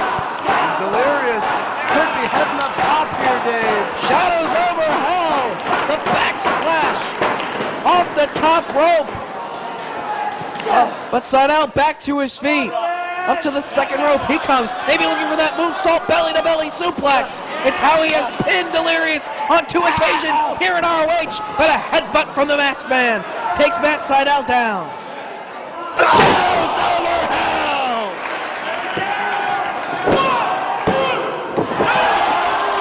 Into the Cobra stretch he goes.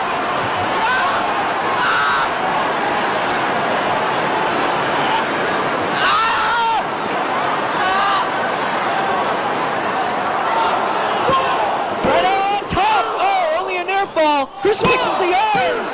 Only 2. Magistral cradle.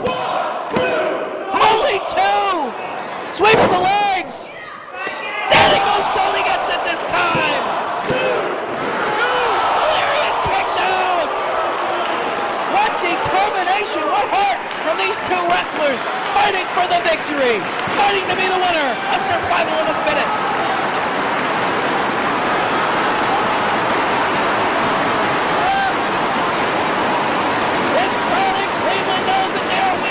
Something special. Seidel, the first man to his feet. Seidel picking up Delirious now. Has him in the corner, sends him into the buckle. But Delirious able to get the elbow up. But runs right into a back heel kick from Matt Seidel. Delirious knocked down. And now Delirious crawling to the corner to try to pull himself back up. Both men back to a standing position. Seidel with Delirious trying to place him up top. He's got to be thinking moonsault belly to belly. It's worked in the past. Will it earn Matt Seidel the championship here at Survival of the Fittest? It's made him 2-0 against Delirious. Seidel all the way to the top. But Delirious sends him back down to the canvas. Trying to get his balance up on the top rope. But Seidel's back up himself. Nails it.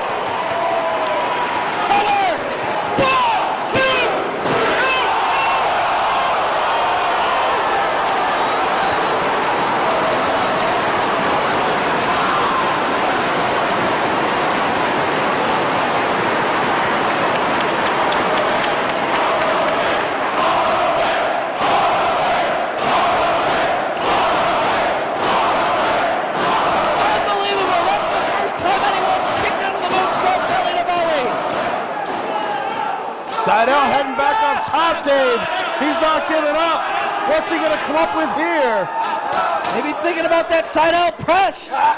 But Delirious back to his feet. Swatting each other upside the head. Delirious now has the arms.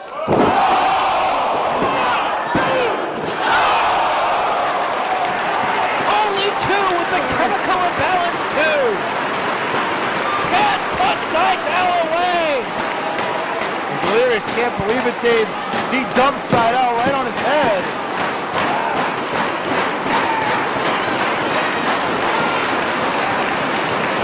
Both men want this victory so badly.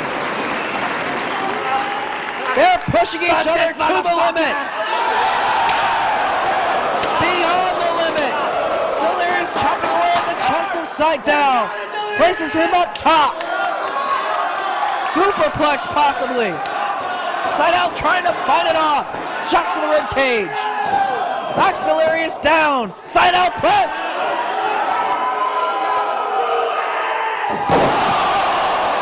Nobody home. Oklahoma roll. Only 2. Back and forth, these men have gone with the advantage. It's Delirious up first. Gets hooked over though. Cobra stretch!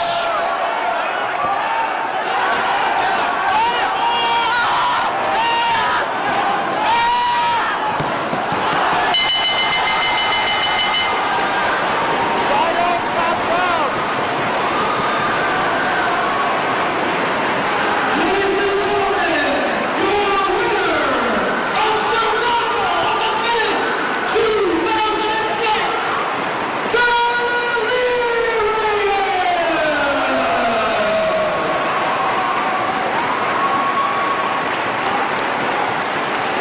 What a great effort by both men! Truly a career match for Delirious and Matt Seidel. The Cobra stretch earns Delirious the victory and is your winner of the 2006 Survival of the Fittest. We'll see you in Detroit.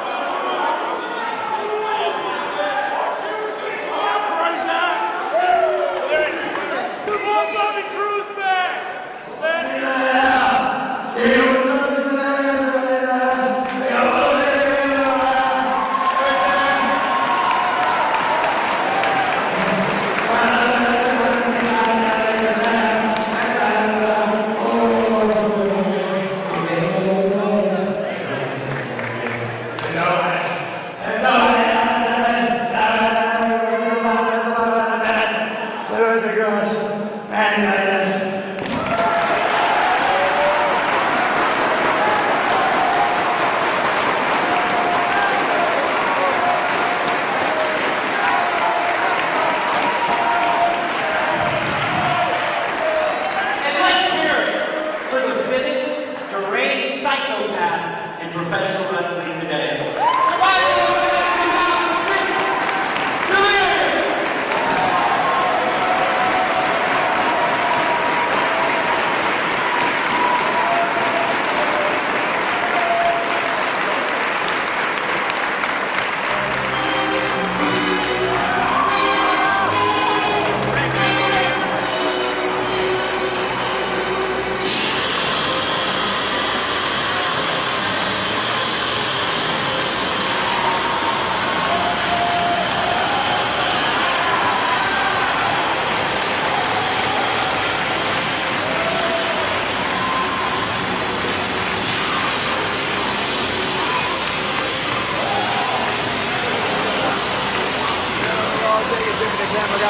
And then we're gonna go blah blah blah blah blah blah.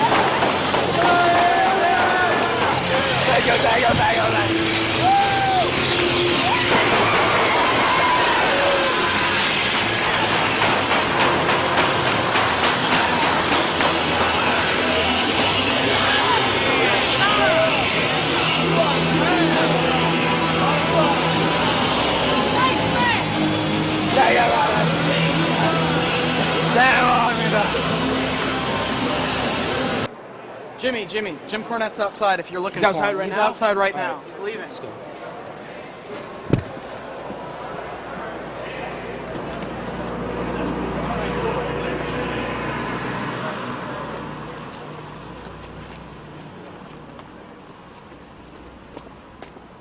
Hey, Cornette. What? Wait a minute. Stinking Cleveland. All these alleys. Get out of my way. All these alleys. Hey, I need to where's talk my to you for a car? second. I need to talk to you for a second. What's the deal with the embassy? Where's Prince Nana? Prince Nana tried to pull power plays with the president of Pacific and Gas and Electric. You understand what I'm saying? No, I don't. Well, obviously you don't. Prince Nana tried to pull a power play, and I don't go for that. I'm not going to negotiate contracts. I'm not going to negotiate guarantees. I'm not going to negotiate with Prince Nana. He takes the terms that I dish out, or he can be gone, and that's what he is. He's gone. Until when or if he gets a better attitude, he's out of Ring of Honor. Now, if you want to do something to better your career, help me find my stinking car. What's going on here?